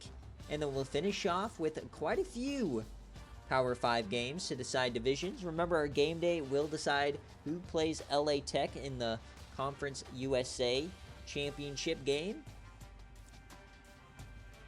So it's going to be a lot of fun here. Let's see what happens. Let's cook.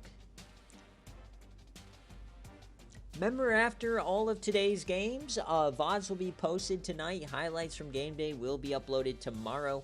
We'll get recruits out tonight. And then, of course, with CCGs and everything, I'll push out the game day poll and all this stuff sooner than later. I think conference championships will still be on Wednesday. But then us going into bowl season will be a lot quicker. It'll be like that weekend instead of waiting for Monday. All right, so let's get on into the game here. Georgia Southern. And Coach Coco clinched the division. Yes, so how the stream goes is all CCGs are BearCave games except whichever one gets voted to be on game day. So there will be no watch party for conference championships. There is a watch party bowl game. I'm getting called by work. No. It's not what we're doing.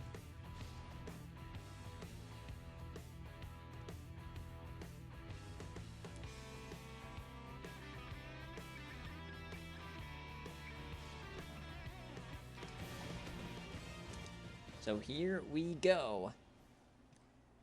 Heads and kick. I don't see anything from Coco.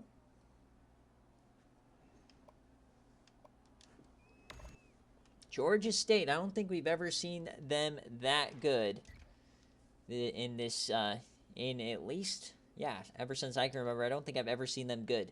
So, winner of this is definitely a bid stealer, winning the division. So, 7-0, 7-7 here in the second quarter. Georgia State now on the ropes. Tie game at the half. Here we go, another banger for the division. No score. They add a field goal. Going neck and neck, toe to toe.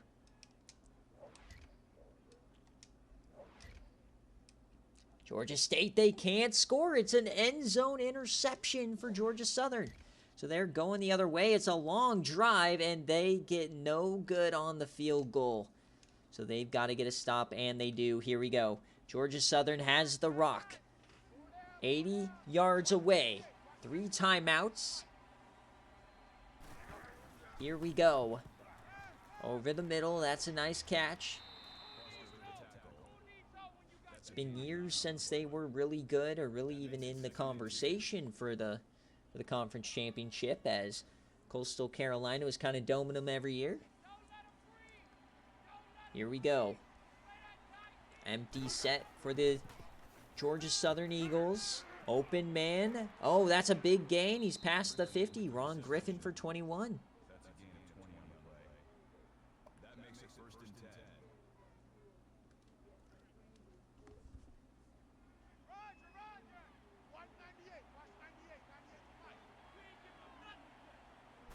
So 1st and 10.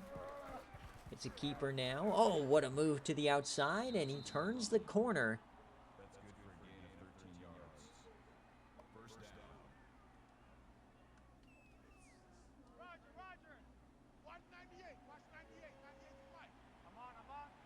First and 10 now.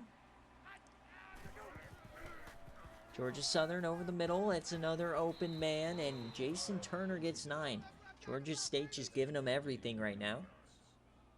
That brings up 2nd and 1.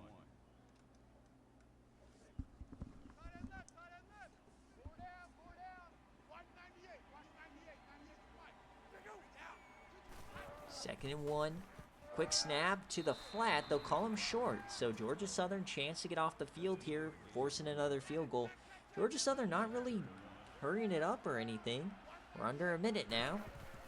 49 seconds to the right side. Yamming it deep down the seam. Out of bounds.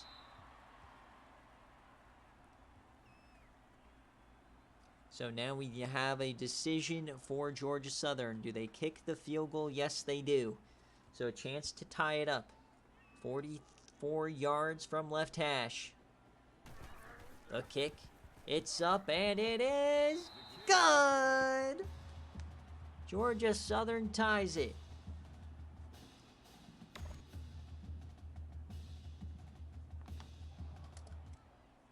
All right, so Georgia State now, 41 seconds. Yeah, some of the stadiums have a glitch on the edges. Westbrooks gets 19, so 38 seconds left.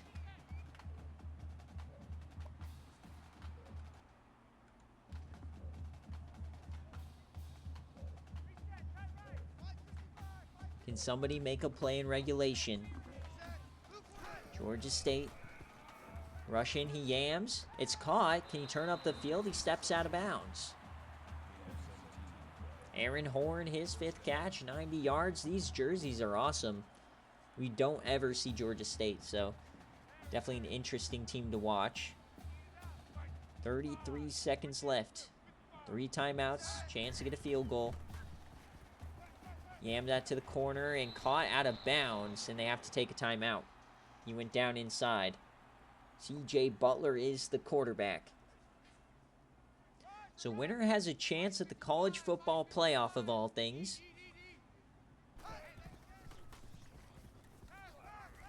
Yamming to the corner. That's caught again. Goes out of bounds yet again. 3rd and 1. Looks like we might be earmarked for another overtime finish.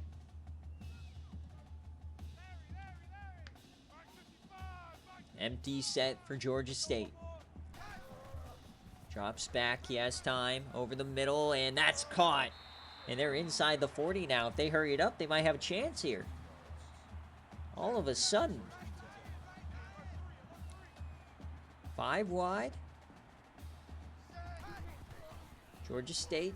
He takes off. He has some room. He's inside the 30. There goes. Oh, I thought he fumbled for a second. The camera angle kind of adjusted. C.J. Butler, though, getting in range. 2 timeouts left. They're going to hurry it up. Feel like you're in range here. They're just letting time go. 7 seconds here. He yams it deep out of bounds. So 5 seconds. Doubt they do anything crazy.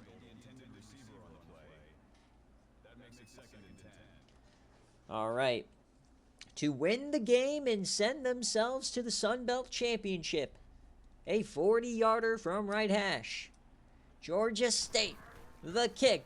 It's up, and it is good!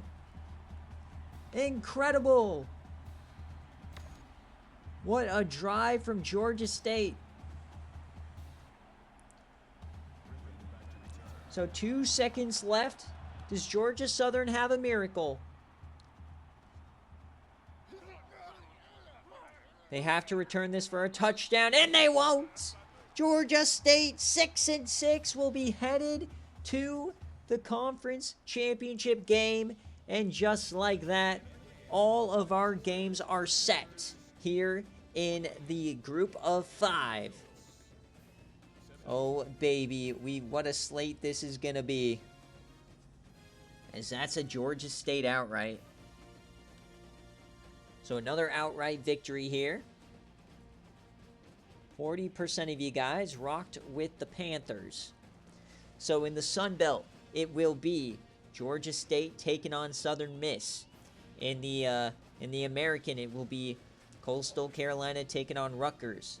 In the Mountain West, it'll be Hawaii and Wyoming. In the MAC, Ohio, Northern Illinois. And in the Conference USA, it will be LA Tech and the winner of our game day.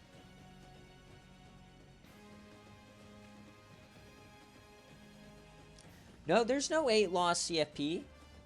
We got a 5-7 team, but they'd have to win the MAC. So they would be...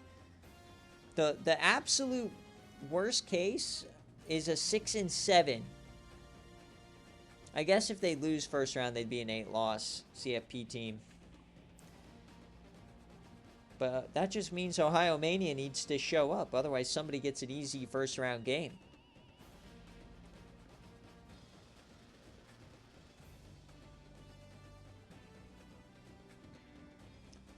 Bum, bum, bum, bum, bum, bum.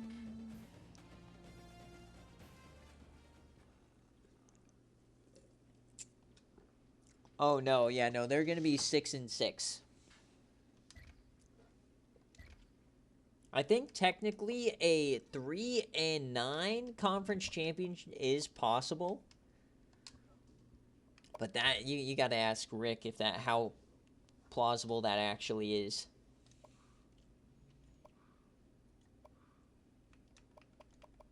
So Georgia Southern chokes a chance at the division.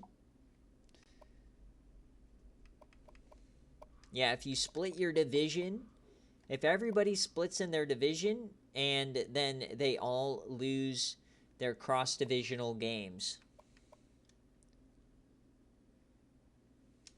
and then it goes to like a tiebreaker. If everyone goes 3-5 in conference,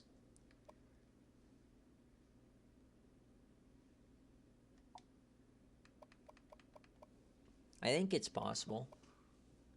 Maybe I'm crazy.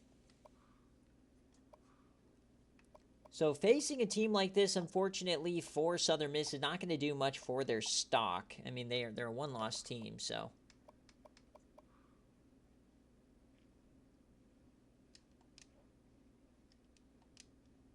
I mean, no, a standard 12 division, you have 5 division games, 3 cross-divisional games.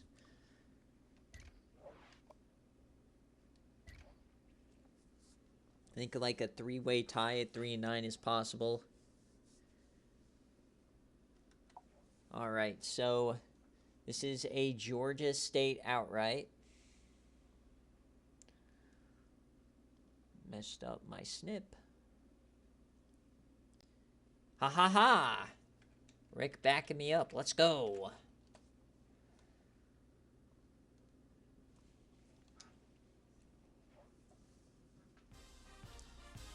No, it's 5 divisional games. You play 3 cross-divisional. So you lose all the cross-divisional, and then you win 3 out of 5 of your divisional games. That's 8 conference games.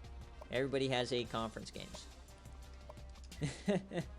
Alright, let's get on into it. We are now Power 5 only, except for game day. Except for game day. Except for game day. We haven't forgot about UTSA and Texas State. Alright. So the Battle of the Beak. Nothing on the line. We're taking a break just to highlight good old-fashioned real-life hatred.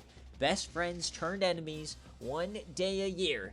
Battle of the Beak. Iowa, Maryland, no longer in the same conference. Still a guaranteed Week 14 BearCave game. So Iowa has a chance to make the playoff. This would be a massive non-conference victory for them. So minus 2.5. And I don't think Maryland has a chance at the division, unfortunately. So they're just waiting to hear their name on a bowl. They can clinch their bowl and not have to worry about resume. So here we go. Papa Smoke and Jarkus. Jarkus gets priority, so heads and tails kick or receive.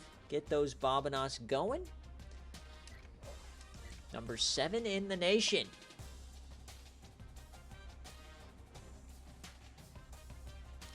Tails and kick for Coach Jarkus. Very evenly matched. Let's get her done. Beak, beak, beak. Do you want turtle beak or Hawkeye beak? Beak is beak. The biggest game of the day, you're exactly right, Papa Smoke. Tails and kick. A nice little bridge between the group of 5 and the Power 5. Here we go. I cannot believe Iowa won a division. And it wasn't with Rayshon Gloop. It was with Jamarcus McNutt, the guy who was running triple option at Rutgers last season. And now Rutgers is in the conference championship as well. Crazy how that works. So here we go. Maryland is hosting the Beak this year.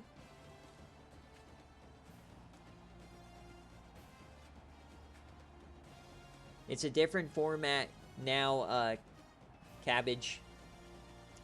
Conference champions are guaranteed a playoff spot. So If you win your conference, you'll end up being ranked in the back half of the top 25.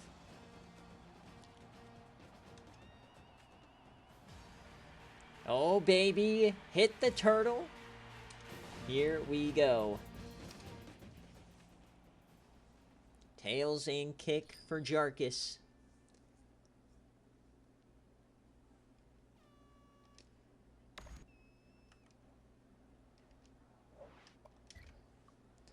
First drive and a quick score for Maryland. They have one of the best passing attacks in the country. Same with Iowa. This is like an all-out air raid style for both teams. An immediate 14-point lead for Maryland. Oh, no, not like this. Iowa getting embarrassed. Oh, no, not the Big Ten champ. This is not looking good for the likes of... for the likes... Oh, my God, 24-0. I can't even get my words out. Wait a second. Iowa comes back. They get one back. 31-8. It's not looking good here for Iowa. They get one back. Can we see something crazy? We need like a legendary play from Jamarcus McNutt. Here we go. Cannot jump in yet. It's not a one-score game. Can they punch it home? Yes, they do. And they get the 2-point conversion. So here we go. 31-23. A chance to get the ball back, even if they don't get the onside kick. Maryland recovers. Can they force a fumble? No, they can't. So Maryland, a couple of first downs, will win this game.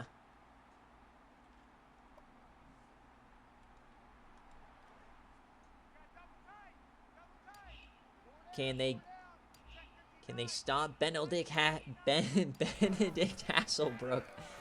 Hand off to the outside. Oh, they're trying to strip it out. That's Orlando Silatonga getting in there. Marcus Brown as well.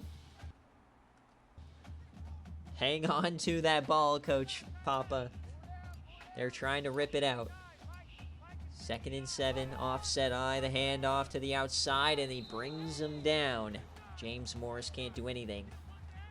187 on the ground today for James Morris. 3rd and 7.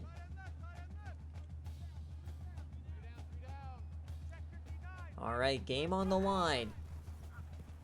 They don't have Benedict Hasselbrook in there, I don't think, and it's knocked away. What a play from the corner. Yeah, Matt Cook, the backup quarterback, is in for Maryland. So they maintain a timeout, but now they have a chance to hit the field goal to end it. 47 yards from right hash. Dylan Grimmer, the SFA kicker, one of the best kickers in the country, and it's good. Absolute scenes. As you check out here, LSU, a close game with Tulane. LSU clinched a spot in the SEC championship. All right, so it's now back to 2 scores, so we have to sim it, unfortunately. See if McNutt can do anything here. And that is a turnover on downs. They kneel the ball, and that's the final. So Maryland wins, but at what cost? Hasselbrook might be hurt. But they win the Battle of the Beak. They stun Iowa, who will be in the CCG next year. Definitely a look-ahead game. Jarkus can't win his rivalry games. He wins a Heroes Trophy, sure, but the Battle of the Beak goes down.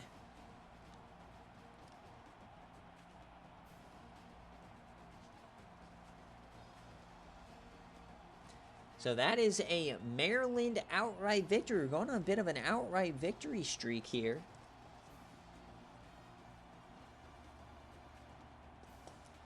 Dylan Grimmer, the SFA kicker, seals the game. What a kick.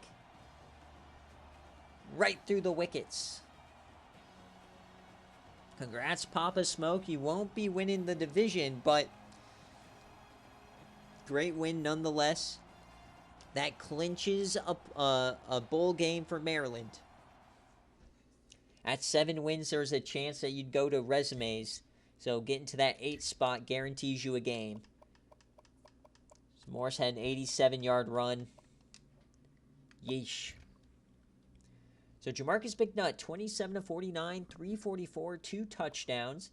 Hal Miller didn't run it all that well today. Gibson led the way. Hal Miller as well got a touchdown.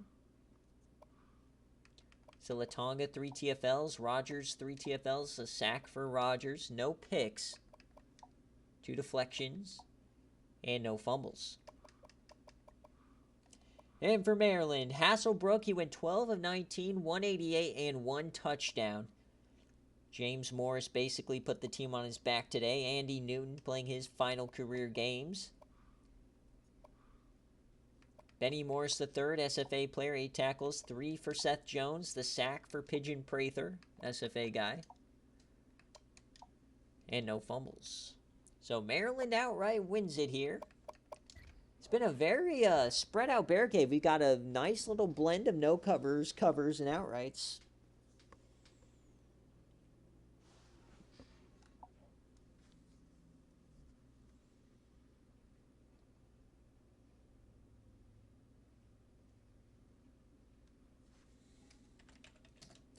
So this is a Maryland outright victory for you scoring at home. And we continue. We are now in the big time game. These are the teams that are going to be playing for those first round buys. We will start in the AC, or no, we're going to start in the Big 12. So massive game here with Texas beating Texas A&M. If Baylor wins this game, they win the division. If they lose, Texas wins the division. So it's a 14-point favorite here for the Baylor Bears. Maryland outright. Let's pay it out. So is Baylor going to rock the boat? Are they going to run away with it? And are we going to get our juicy Baylor-Iowa State matchup in the Big 12 championship? Or are they going to choke? TCU plus 14. Please. Flame, let me know heads or tails, kick or receive. Or just kick or receive. You're at home. So this is a 14-point favorite for jerseys. Wrapping up the season, black Sailor Bear helmet and 18 blackout set. I don't know if there's a black Sailor Bear. I guess there is a black Sailor Bear. I did not know that. All this time. All right.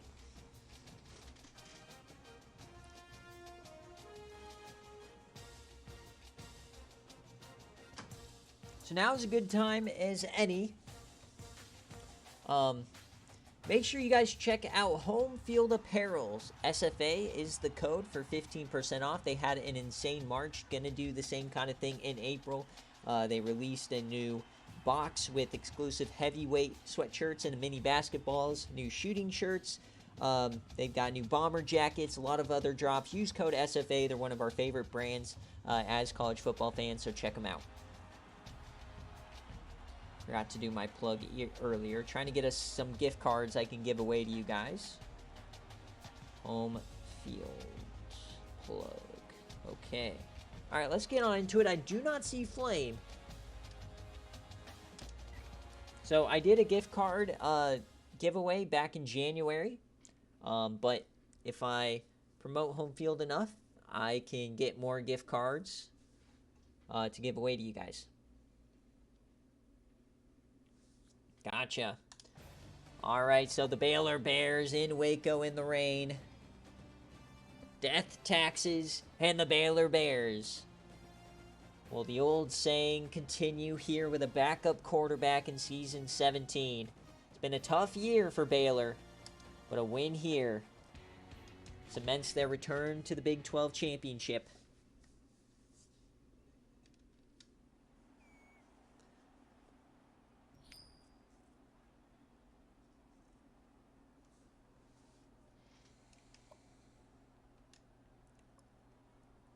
All right, 14-point favorite. Here we go. Baylor without Latrey Reigns for the rest of the season. Get a 7-0 start here. 14-3, good start for Baylor. It's not been the season we're accustomed to seeing from them, but they're wrapping it up pretty nicely.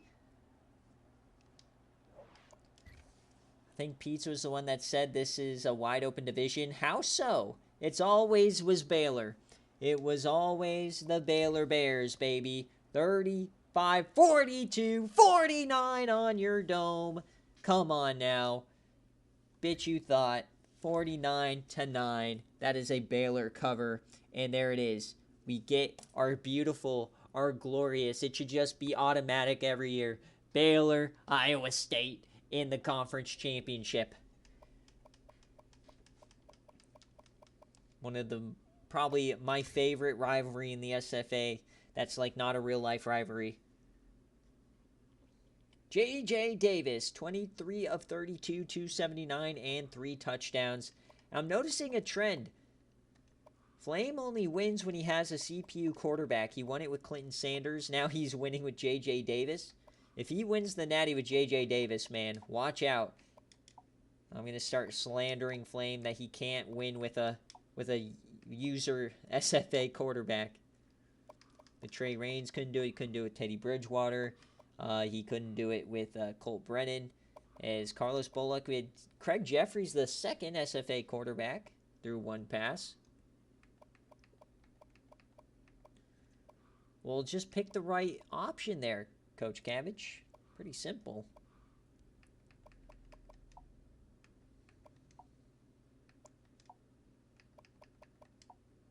All right, so domination here for Baylor in Waco.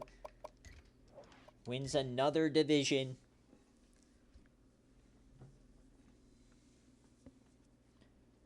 Pure domination. All right. So that is a Baylor cover.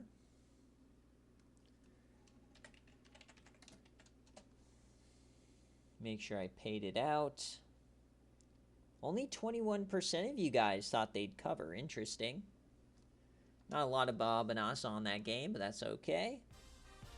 And we continue. Yeah, Cabbage, let us know who you're picking every time. All right, next up, we are headed out to the ACC. Oh, baby.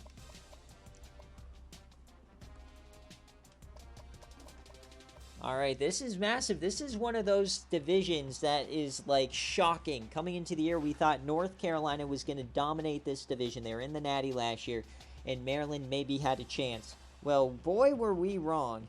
As this game, it is a North Carolina minus 14. Let me get the poll up first before we go through the scenarios here. All right, are you rocking with UNC minus 14, or are you rocking with Virginia? Virginia, of all teams, still alive. All right, so let's break down the scenarios here.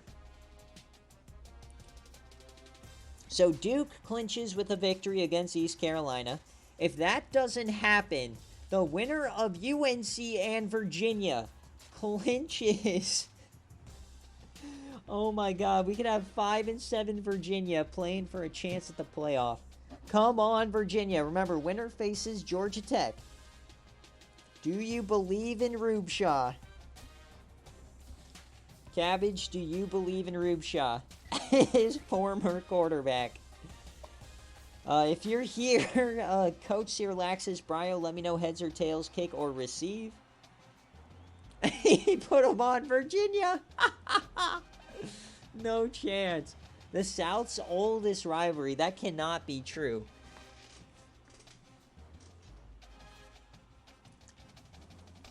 I don't think I've ever heard of this rivalry.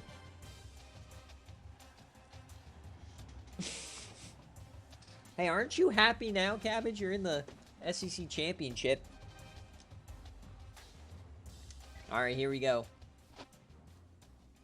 So, the more likely scenario is East Carolina domes Duke. So, this very well is going to be for the winning of the division.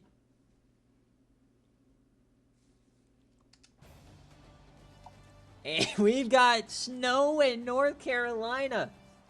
Oh, baby. You're right, Cam. Sorry, I missed it.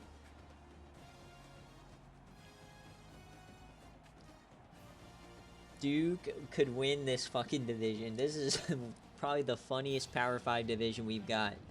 Come on, boys. So most of the slates are already set for next week. So which way do we go?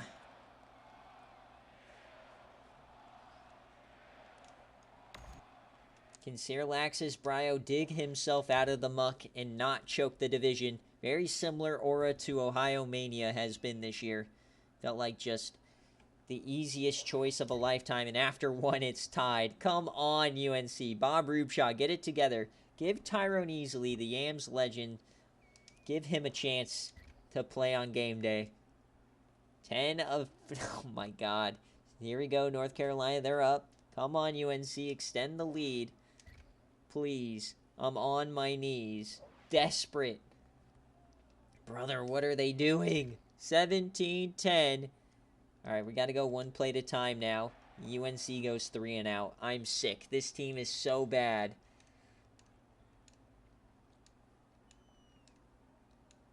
All right, here we go. 2nd and 12. UNC has the rock. Can they finish the game? Both teams have all their timeouts. The delay give to Manning. He missed the vast majority of the year with injury. He was a key part in their playoff run in season 16. Up a touchdown, 3rd and 9. A first down here could clinch the division. Bob Rubshaw, he hands it off, and down he goes. Jason Manning goes nowhere. Virginia gets their chance.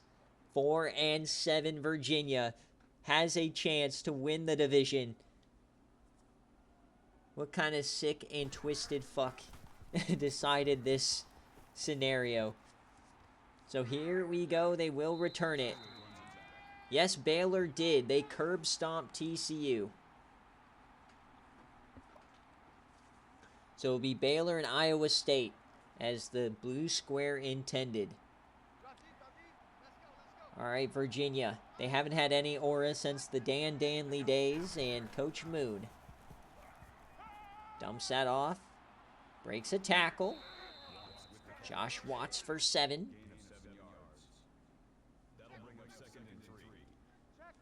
Carlton Cook is their quarterback. Can he cook? 2nd and 3. Over the middle. That's going to be a first down and more. Broken tackles. Here come the Cavaliers. Daniel Owens. Been a great BearCave slate. We're just past the 2-hour mark. This has been a very pretty easy BearCave so far. Yamming that deep and tipped away. That could have ended it. Jimmy Smith. I've never seen a Virginia license plate. I wouldn't be able to comment on that. What does it say? Virginia is for lovers.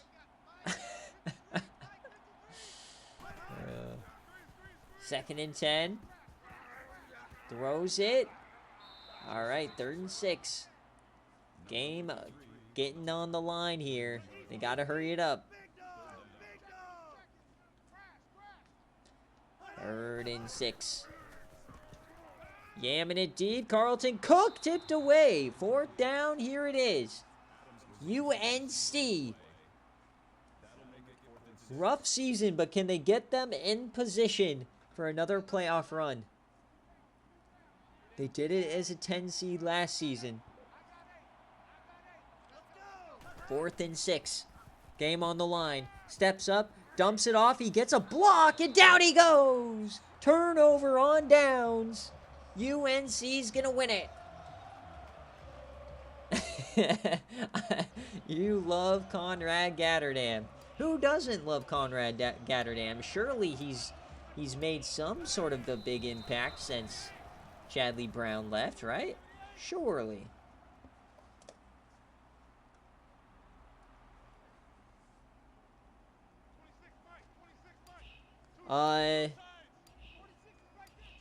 I haven't decided is the real answer.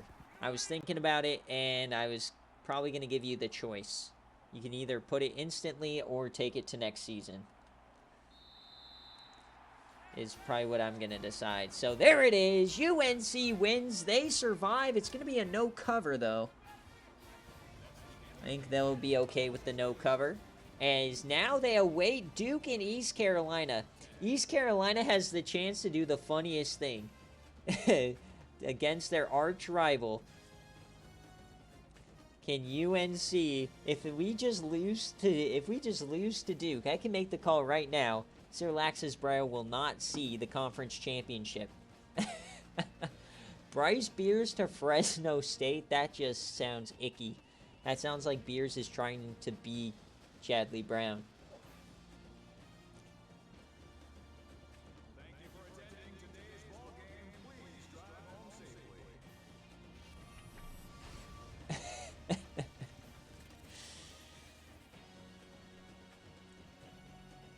1 year transfer quarterback? Why not?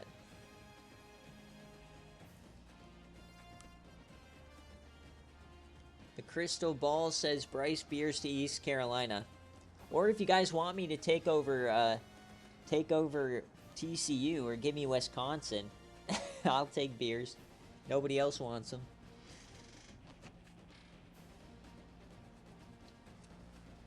You guys should be bowing at the feet of Bryce Beers. Instead, you hate on him. Yeah, JT. Okay, but JT Redwine doesn't have aura. He's like fringiest of fringe Hall of Fame caliber. Whereas Chadley Brown will make the Hall of Fame for sure.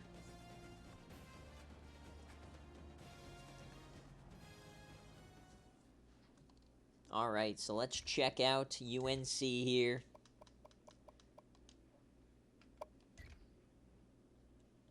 (17 of 30, 144, 1 touchdown for Rubshaw.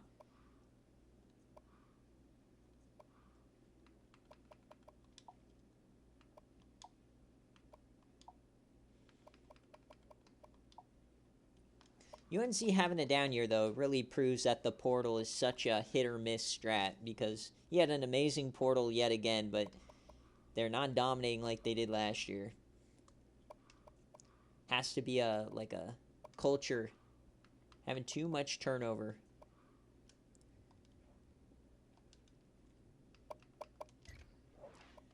Moon teasing. How'd you? I haven't checked any of the chat yet, Moon. How did you enjoy that that OT loss?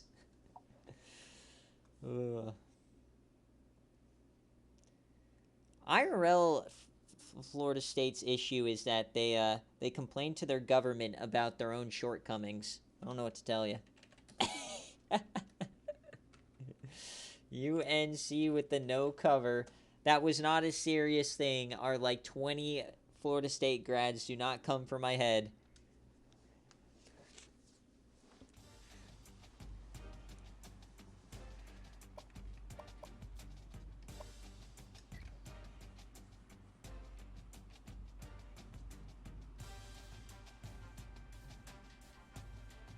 All right. Next up, here we go. East Carolina and Duke. This just has so many no matter the way you cut it, whatever the result here is going to be hilarious. If Duke beats East Carolina can end up missing a bowl game. If East Carolina beats Duke, then their rival UNC goes to the conference championship. There's really no good way for this game to go for any of these teams. We have a lot of FSU fans. All right, so this is a wiggly game. We got a 16.5 point spread for East Carolina. Does ECU cover? I do not know if their starting quarterback is playing, though.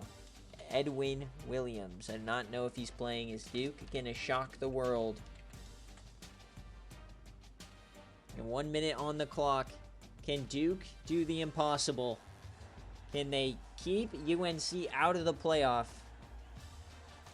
I don't know. Just a lot of FSU fans have found our Discord. I think we have 5 or 6 diehard FSU fans, which is the most. I think we have a couple Alabama fans. Yeah, in terms of college fandom. Couple of Iowa State fans as well. Me being one of them.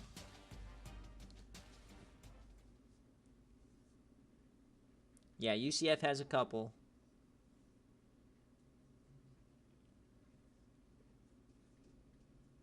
Hell yeah, let's go Clones.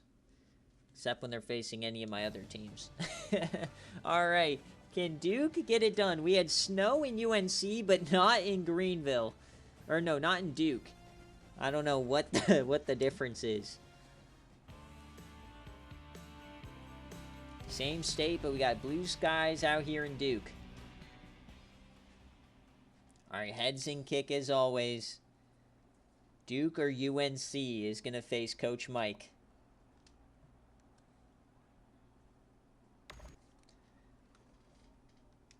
Yeah, I guess Durham. I don't know where Duke's located. I just know Chapel Hill.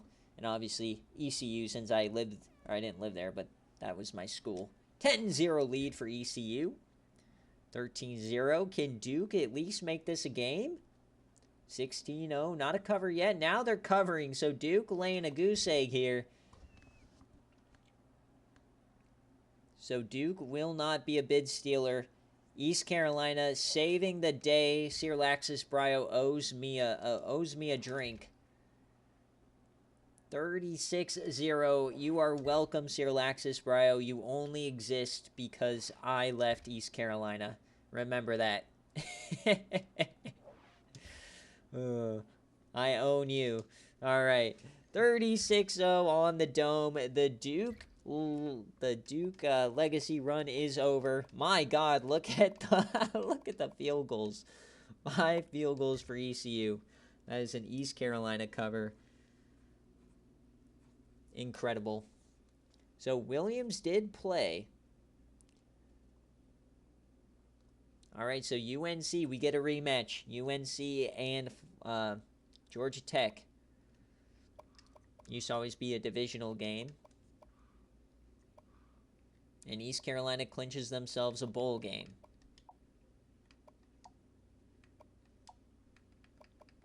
Defensive tackle touchdown. Call him Jerry Fry, baby. Dwight Sykes. Man, stinky cheese over here.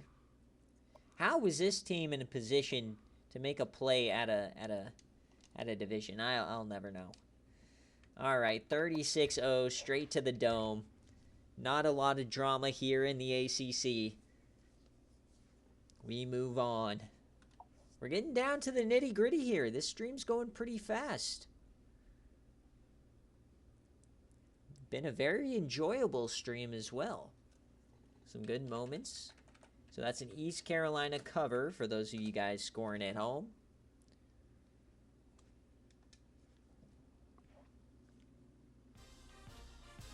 And now we go to the Pac-12, which both divisions are just a mess. Power 5, where neither conference has been decided. Oh, baby. Let's go figure this sucker out. Okay, so the first game we're going to start with is Utah and BYU. Let me get the spreads going. BYU is a 3-point favorite. Remember, they knocked off Oregon in a 5-overtime win last week. So you're rocking with BYU or Utah in the Holy War?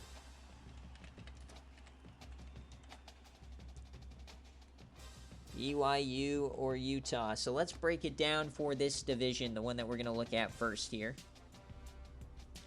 All right, so BYU, they clinch with a win, and they need a Washington and an Oregon loss.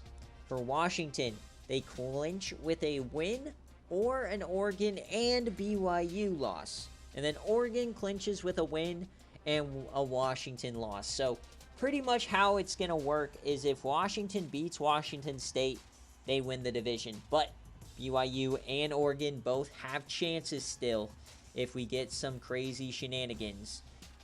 So here we go. Holy War time, baby. Utah, you're thinking Utah?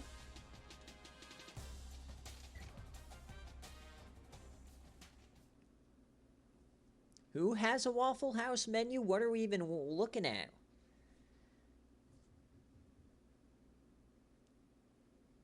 Their PFP. And we've got snow in Provo. BYU in Utah, another edition of the Holy War. Now a divisional matchup. No longer non-con. Utah a long ways from their Season 8 national championship, but they could stop BYU from potentially making a conference championship or even a bowl game if they win. So a lot on the line. Let's get on into it. Heads and kick as always. Here we go. So a loss for BYU definitely would put them in the resume, kind of slotting for bowls. And I should know before we do conference championships who loses their bowl bid. I just won't know like exact matchups. So 7-7 as we head to the fourth quarter. Not a lot of scoring here, and we get a fumble. And doing nothing, both sides. All right, so very defensive matchup. I guess the snow must be playing a massive part of it. Look at this. All right, here we go. 3rd and 5. They're on their own 6. What are we watching? A 7-7 matchup. Hale steps up. He goes down. Oh, baby. Punt block watch, folks. Flame, we're well past your game, Slime. Punt block. We've never seen a punt block. Come on. Get there. Get there. Please, I'm on my knees. No. So BYU has a chance to win the football game. Oh, what a run for Harry Beck. His Beck is hairier than yours. Yeah, I don't know why he did they geared up for a punt return. Should have went after it. All right, here we go. They're inside the 35. Earl Snyder Sr. He's going to keep it. Earl Snyder, he pushes forward, and he flops down after 2.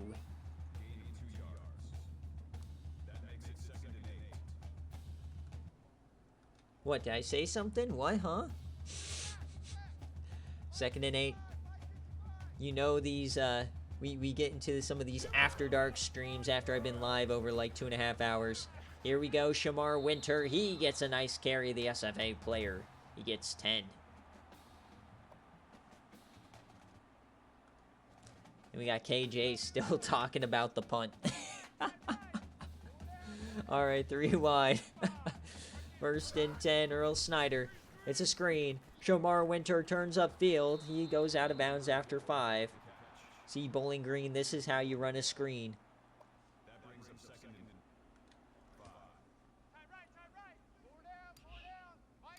God, no. I have not been drunk in a while. You do not want me drunk. I'll get canceled.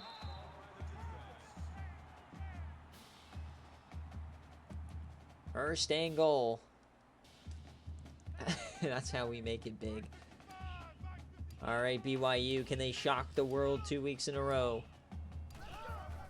Handoff. Shamar Winter. He takes it home. Touchdown, BYU.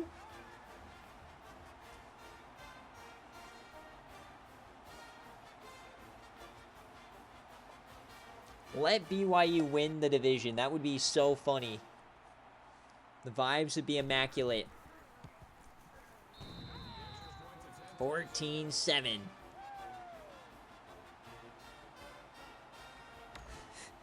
Dogwater still thinks Utah's winning this game. So this is a 3-point spread, so it's currently a BYU cover. We'll see if Utah can make a play. Matt Hale, the Texas transfer, has not been great in his tenure here. But also, everybody's abandoned Utah. Coach Moon abandoned them. Coach Fink abandoned them. Coach AP, for those of you guys who are OGs. Bryson Rivera, he gets 4 yards. They're missing. Yeah, God abandoned them. Yeah. 10 of 20. Here we go. Matt Hale. Does he have a legacy drive in him? No, he doesn't, as he runs into his own lineman. Willie Denman. So 3rd and 10. The clock is rocking. Kira Streaker dearly missed out here. Hale takes off yet again. He has to get a first. Oh, what a cut! He cuts in, he cuts out. That's a first down for the Utes. Here we go. They are in yam range, folks. 61 yards away. 28 seconds. Does Utah have a miracle? They could potentially ruin the bowl season for BYU.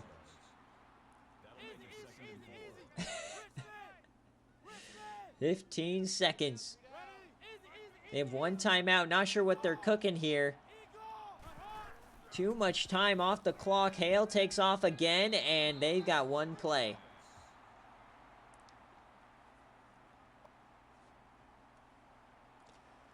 Third and 3.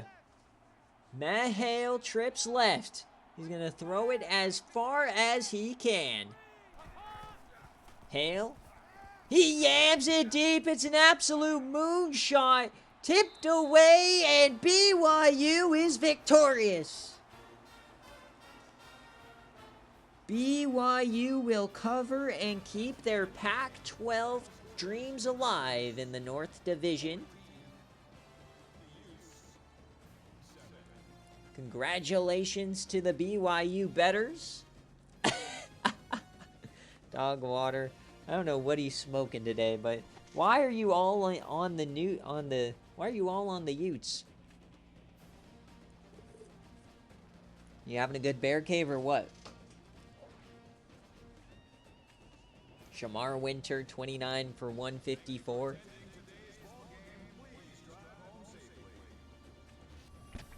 All right, next game up, we got Jay Jettas taking on KJ. Rivalry, they've been battling and recruiting all year on and off. It's been a very interesting one. Jay Jettas, if you're here, let me know jersey combos and kick or receive. KJ, you get priority for heads or tails, kick or receive, since you are the away team. Please, KJ, shock the world and make Oregon lose 3 in a row. Yep. We've got, so BYU keeps their hopes alive here in a 7-point win.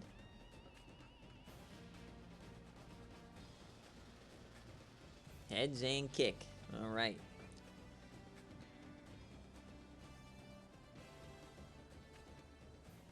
All the while I clench my cheeks. Yeah. Mike Gronsall, you want these teams to get eliminated in front of you. But a lot of these teams are getting to 8 wins, so we'll see what happens. Matt Hale. How the mighty tumble. A 4-8 season for one of our former champions.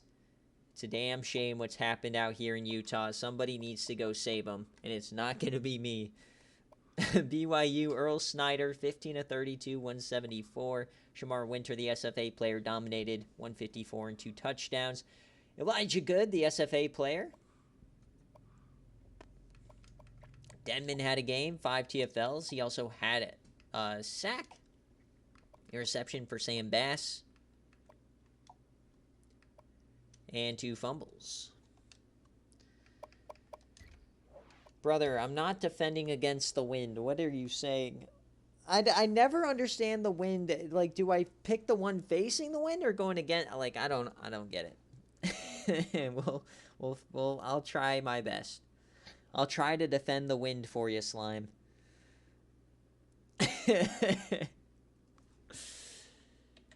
So that is a BYU cover.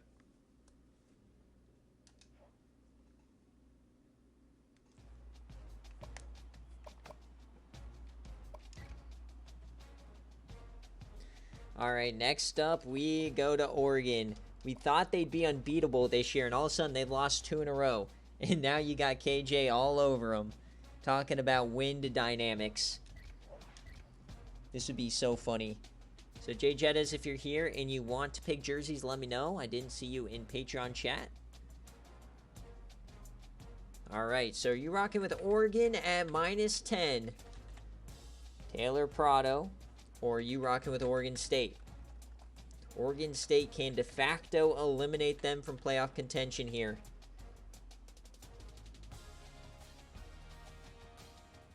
That needle is wiggling in one side's favor. No, Dogwater, I'm not suing random people. I'm good. You can do that by yourself. Maybe if I move out there, we can do that.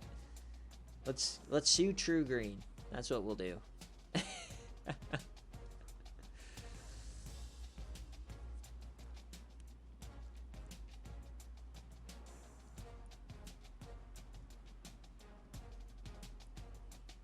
Alright. Let's get on into it. I'm tired of waiting for Jay Jettas. Heads and kick. If we lose, defend against the wind. KJ is locked in against the rivalry. What do they call this one? I don't know. But can Oregon lock in and win a game they're supposed to? Back-to-back brutal losses. A 5 OT loss and then a smacking on game day to Washington. The Civil War. Ah. Here we go.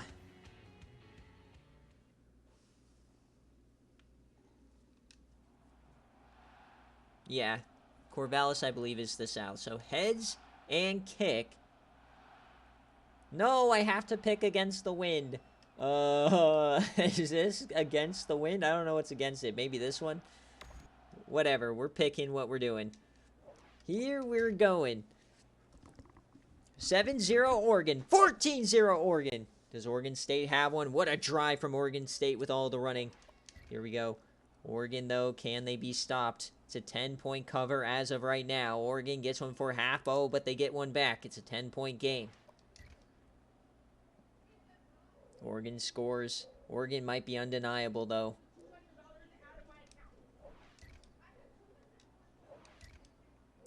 All right, 38-20. 38-20. It doesn't look good. Oregon State. Oh, hold your horses. The defense kind of falling off here. Hold. Is this? It's an 11-point game, so we're not jumping in. You have to, and they score. 39-yard rush by Taylor Prado. So the dream for BYU is dead, and an interception to seal it. 45, and there it will go. So Oregon State now has to wait and see if they get a bowl game or not. Yeah, Boogie Shamar with a kickoff return. All right, so Oregon wins, and they cover. Lance Malone, transfer from Ohio State, 16-32, 197, 2 touchdowns. DeMarcus Allen, 93 yards. 2 touchdowns here. Good effort, and this is the best we've seen Oregon State in quite a few years. An amazing year for Oregon State, so we'll see if they get to a bowl game or not. Yeah, I do too. When I was trying to figure all this out, I was like, I mean, we could just go from worst to best games, but doing it by conference by conference. The only conference that's kind of scattered is Conference USA because of the game day. Paul Cannon, 134, 2 touchdowns. Prado got 2. So they finally figured out the offense, I guess. 3 TFLs for Leak. No sacks, but the interception for Ben Parham. All right, so Jay Jetta's chances at an at-large bid grow, or even winning the division. All they need is Washington to choke. So Sky Flyer is the only person that can save the Jay Jetta's dynasty. Better send him feet pics or something. I don't know, because Sky Flyer's team has not been good this year. So that is a Oregon cover.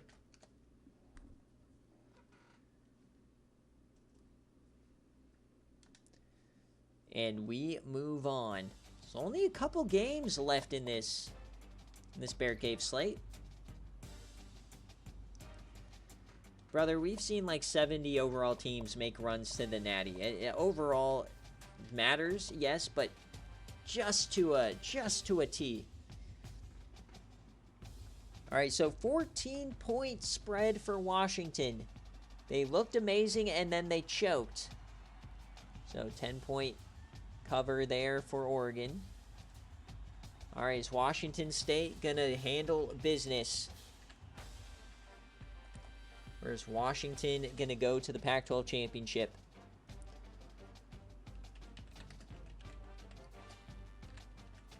Plus 14. Here we go.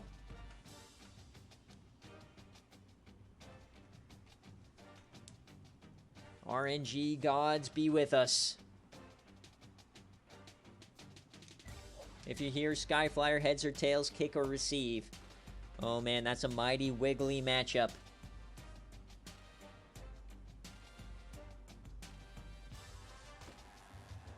Kimura Gekakara, please. You'll never have to pay for a drink in Eugene again if you win this game. The Taylor Prado lovers.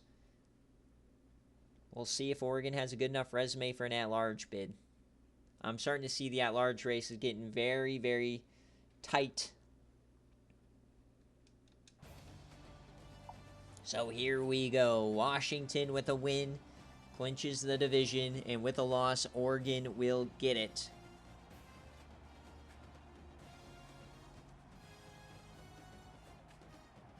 Oh, baby.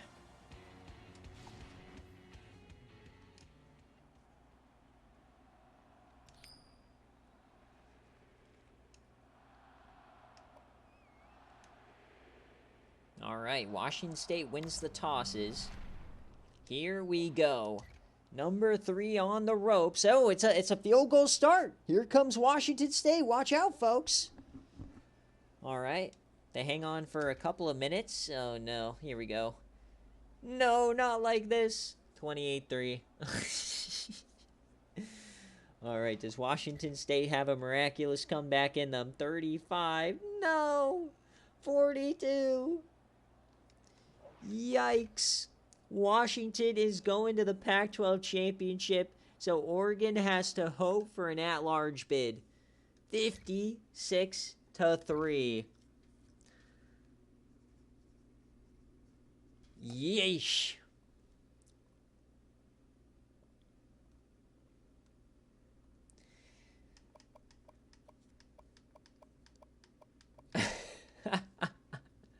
But the same game twice on without us knowing.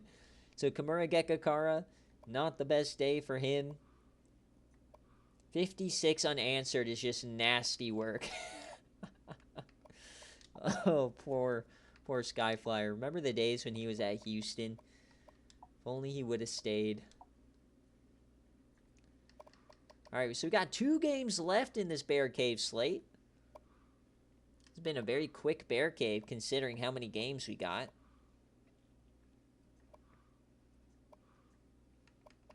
Damian Chambers, the former BearCave reward player. Look at that, 18 tackles, 8 TFLs. He went just ballistic. He's going to get player of the week on that. Manny Yams with a pick. Yeah.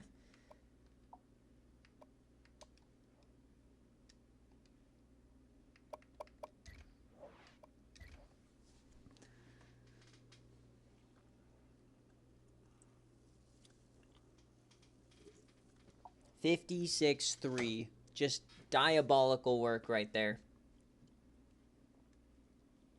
All right, folks, remember, we have a couple more games. VODs will be available tonight. Highlights for game day will be available tomorrow. We'll take like a 5-minute break, and then we'll come back for game day here. Then all the games will be posted tonight, and then we will do recruiting. We also have some rejects to update people on, so...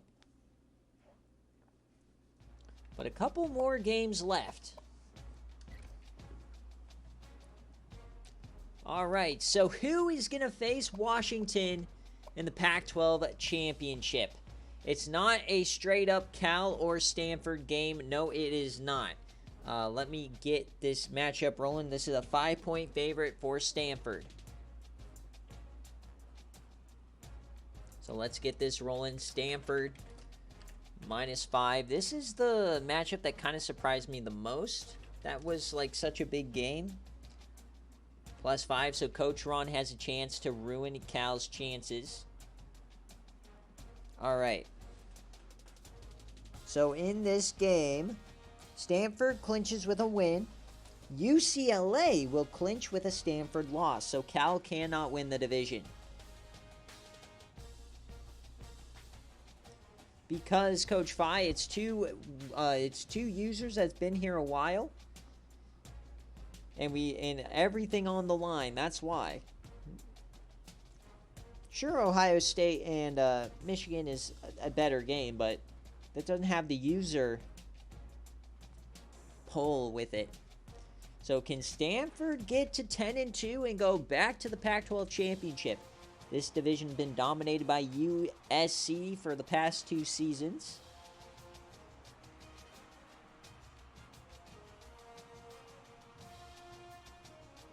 So we're going to go on board with Coach Ron if he's here. Heads or tails, kick or receive.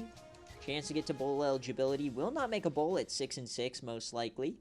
There is like a faint chance it's possible that a 6-6 team sneaks in, but I've been keeping track of the results.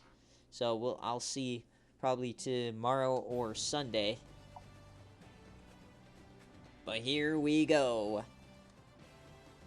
Will it be Stanford or UCLA who got smoked by Boise today in the Pac-12 championship?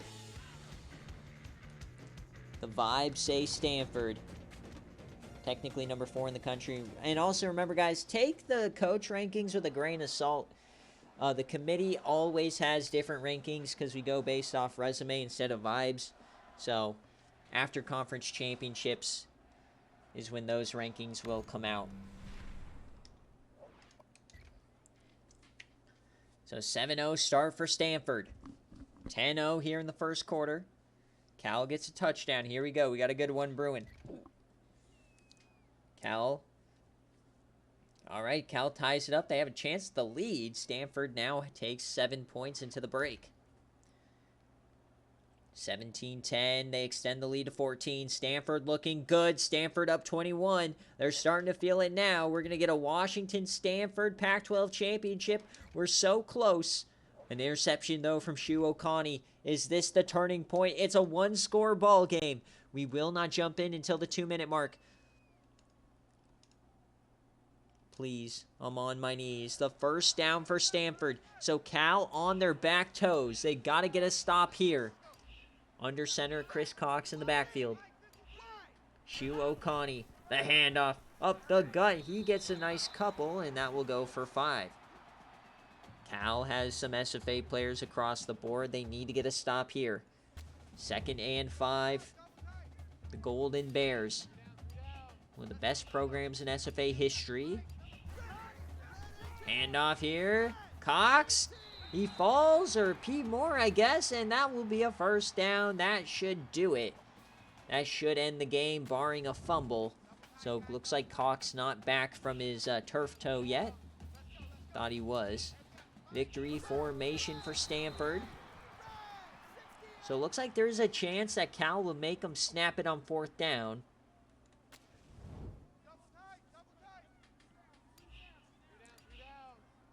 So not completely over yet. Stanford led by as many as 21 in this game.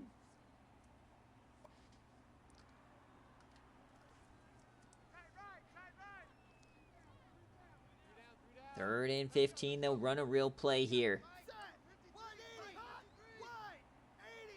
They're going to leave a lot of time on the clock if they snap it. Cal looking for an incompletion. 3rd and 15.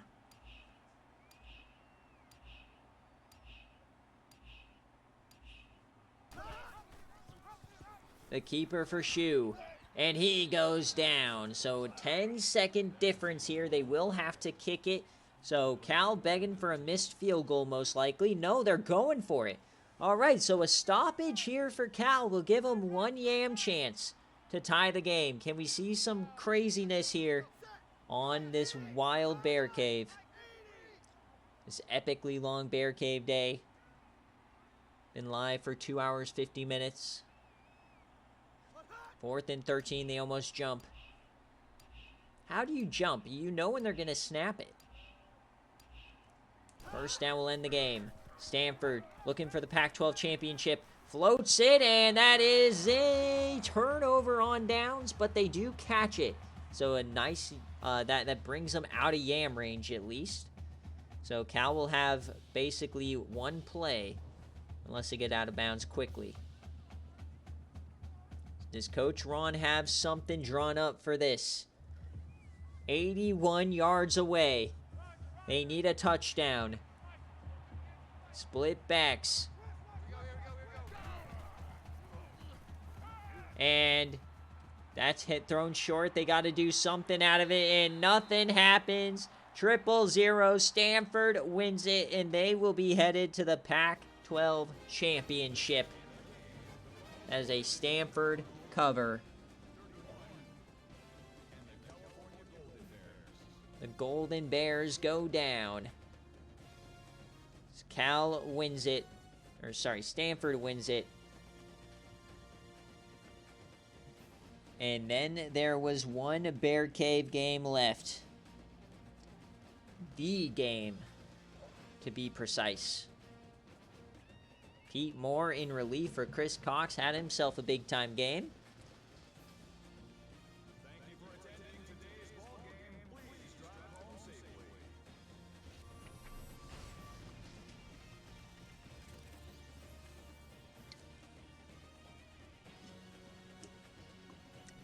So last game on the slate is Ohio State and Michigan to decide who faces Iowa. The stakes couldn't be higher. Mango, if you're here, let me know heads or tails, kick or receive. Ohio State, Michigan, baby. 2 games left in the season 17 regular season.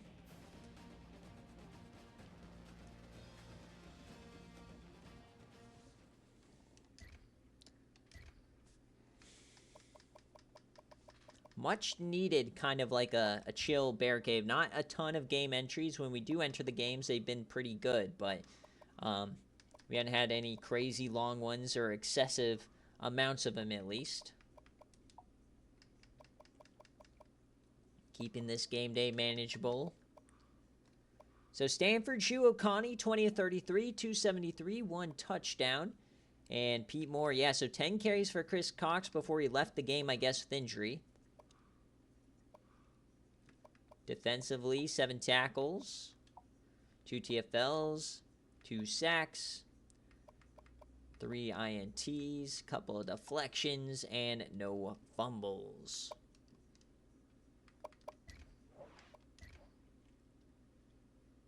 All right, we'll get our players of the game.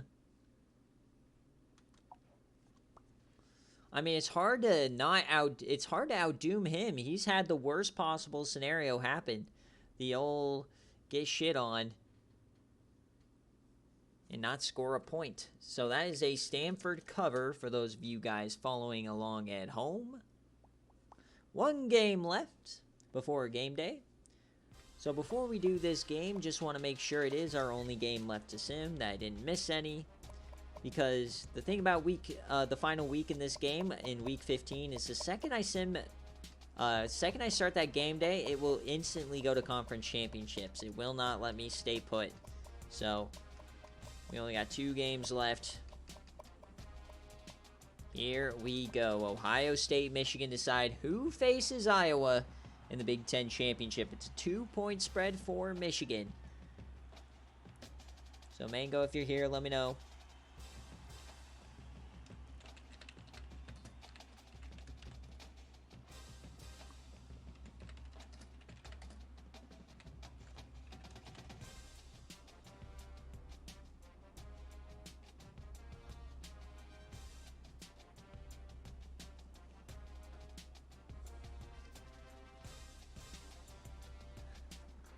Come on, Mango, give me a shot to beat you again.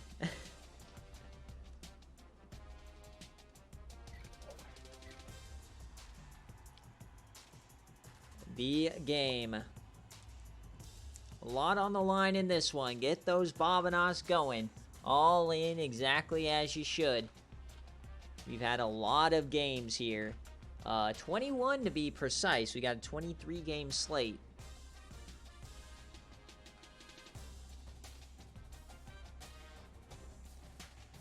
Let's get it going, baby. The game. 90 bits from Florida Man. God damn. Once again, I do not know bits and how they work, but thank you. I like to think 1 bit equals $1. That's what we'll go with. All right. Here we go. The game. Is Michigan going to win and Ohio State going to cry at midfield? Like IRL? That's the question. A lot on the line. No chance of making the playoff if you don't win this game for both these teams.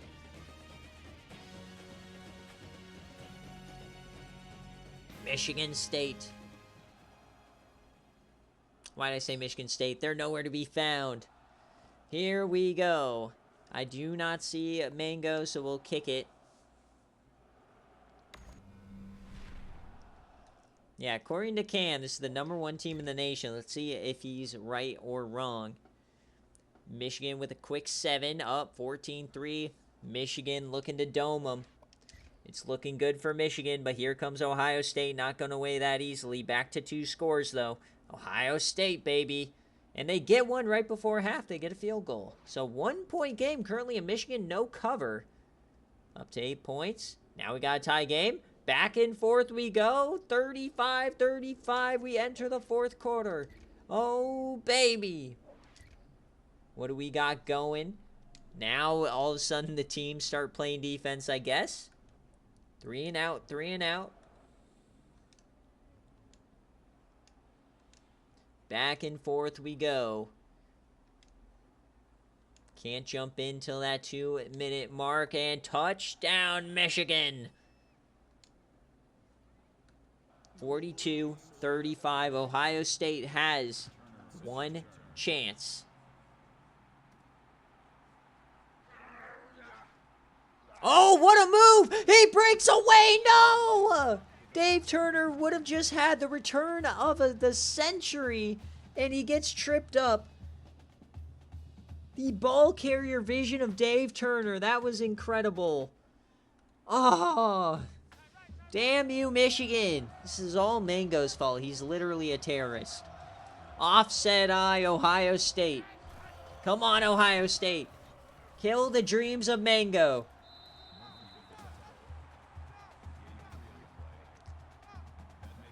Pat Stone, he's been in the Heisman conversation all year. Ohio State needs a legacy drive to win the division. Vincent Hoffman takes off. He has speed. He's a very good speed guy, but he's had trouble with injuries in his career. He is the reason Lance Malone transferred to Oregon State. Then he tore his Achilles. He tore his MCL.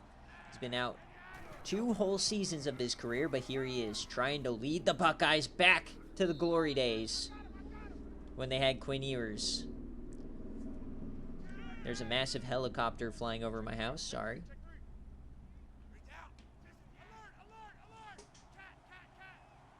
"90 seconds left. They are moving it. They're playing full contain right now, and they sack them. That was crazy. Remember, they got Meatball there in the middle, number 91, the SFA player. Bring a blitz. Hoffman over the middle, hits the slant. Right. Oh, he breaks through. Touchdown, Ohio State. Michigan with the blown coverage. Not like this.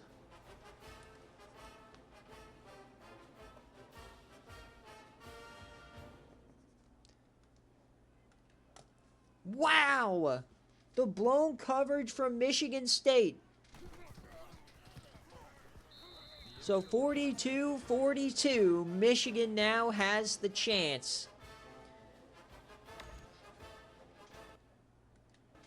Oh, baby, what a game. Michigan a 2-point favorite, so a field goal covers. We're gearing up for an amazing finish in the game. Remember, we got game day coming up here in a little bit.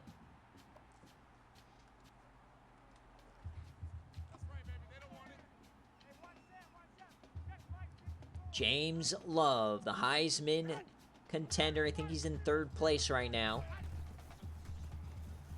Floats that to the corner. It's caught. Down he goes. 2nd and 7. Cam, this is not Illinois on the screen, so I don't think pick 6 is going to happen. 2nd and 7 now. James Love floats it short again. Broken tackle. No defense to be played on either side. Brandon Lewis gets pushed out of bounds. Over 100 yards now for Lewis. James Love, 400 yards, 3 touchdowns here. 46 seconds. Almost to the 50. Trying to win this game. Corner blitz. And Rodgers drops that over the middle. Could have been a nice little gain there. So of all their timeouts, time not really a factor.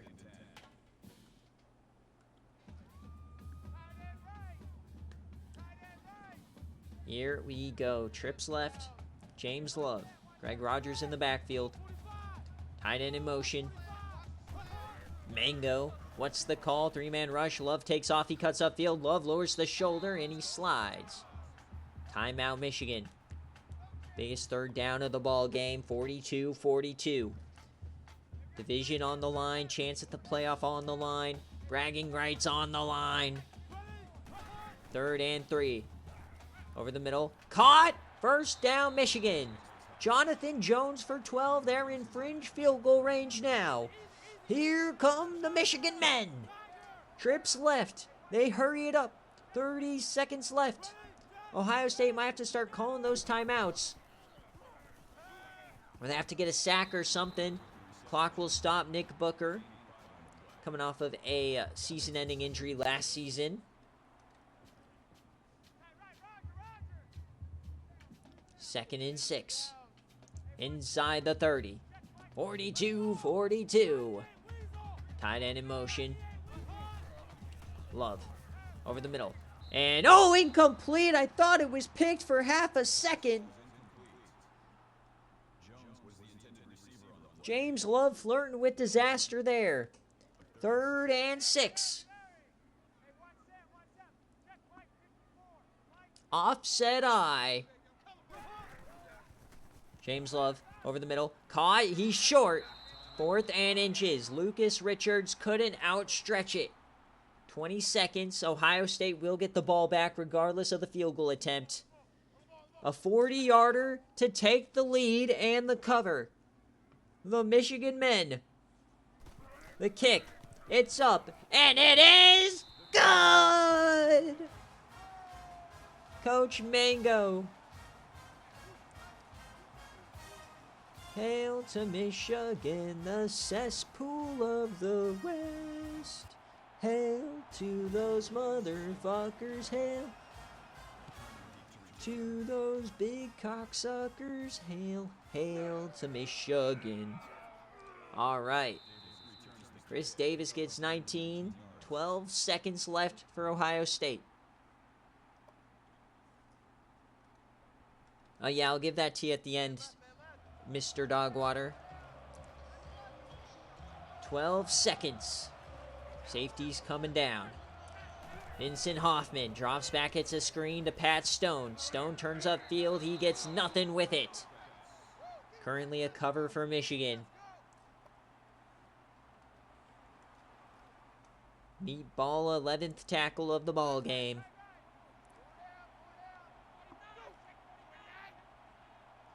Yes, pizza. So 2nd and 9. Hoffman takes off. They have one timeout. He's trying to get to Yamrick. Ball's on the ground. They stripped it. It's going the other way. Holy Toledo, what a play. 000. Michigan wins the division. What just happened? Vincent Hoffman just forgot the ball. What just happened? A perfectly executed poke check if I've ever seen one. They were going to have the chance at the Hail Mary. Instead, Michigan gives them the old poke. That is a Michigan cover. 36% of you guys chose cover. And that is 50,000 Babanos being paid out. God damn, you guys are crazy. What a game. I completely missed the poke. I blinked and it was in the Michigan hands. What a play. Vincent Hoffman letting his team down one more time here on the road. Just be glad you didn't do that on, like, the 2. That's something that Stequavius Gates would have done.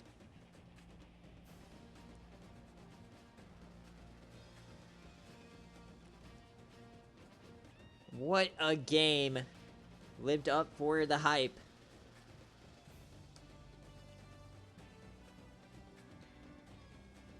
Alright, so I'll give you a rundown here. We started with Rice outright, Kent State cover, Ohio no cover, NIU outright, Wyoming cover, New Mexico cover, Hawaii cover, San Diego State outright, Rutgers no cover, Pitt cover, Coastal cover, UCF outright, Georgia State outright, Maryland outright, Baylor cover, UNC no cover, ECU cover, BYU cover, Oregon cover, Washington cover, Stanford cover, and now Michigan cover. So here's a look at how this game shook out. My God. Incredible.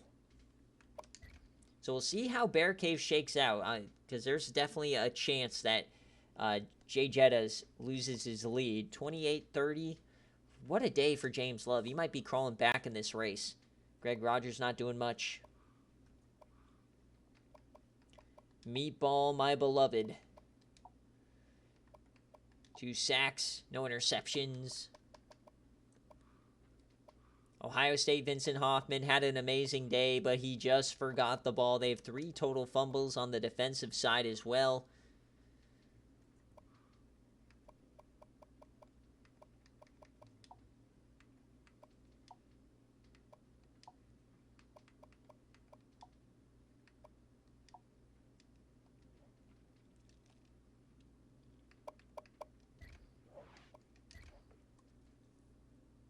Oh, what baby. Alright, so that is going to do it for the BearCave stream. We'll be back for the game day between Texas State and UTSA. Winner faces LA Tech for the division and a playoff spot. This was a Michigan cover for those of you guys scoring at home. I don't have the numbers, Florida man. I don't know. It has not been many. It's been under 10 for sure. So let me just make sure there's only one game left.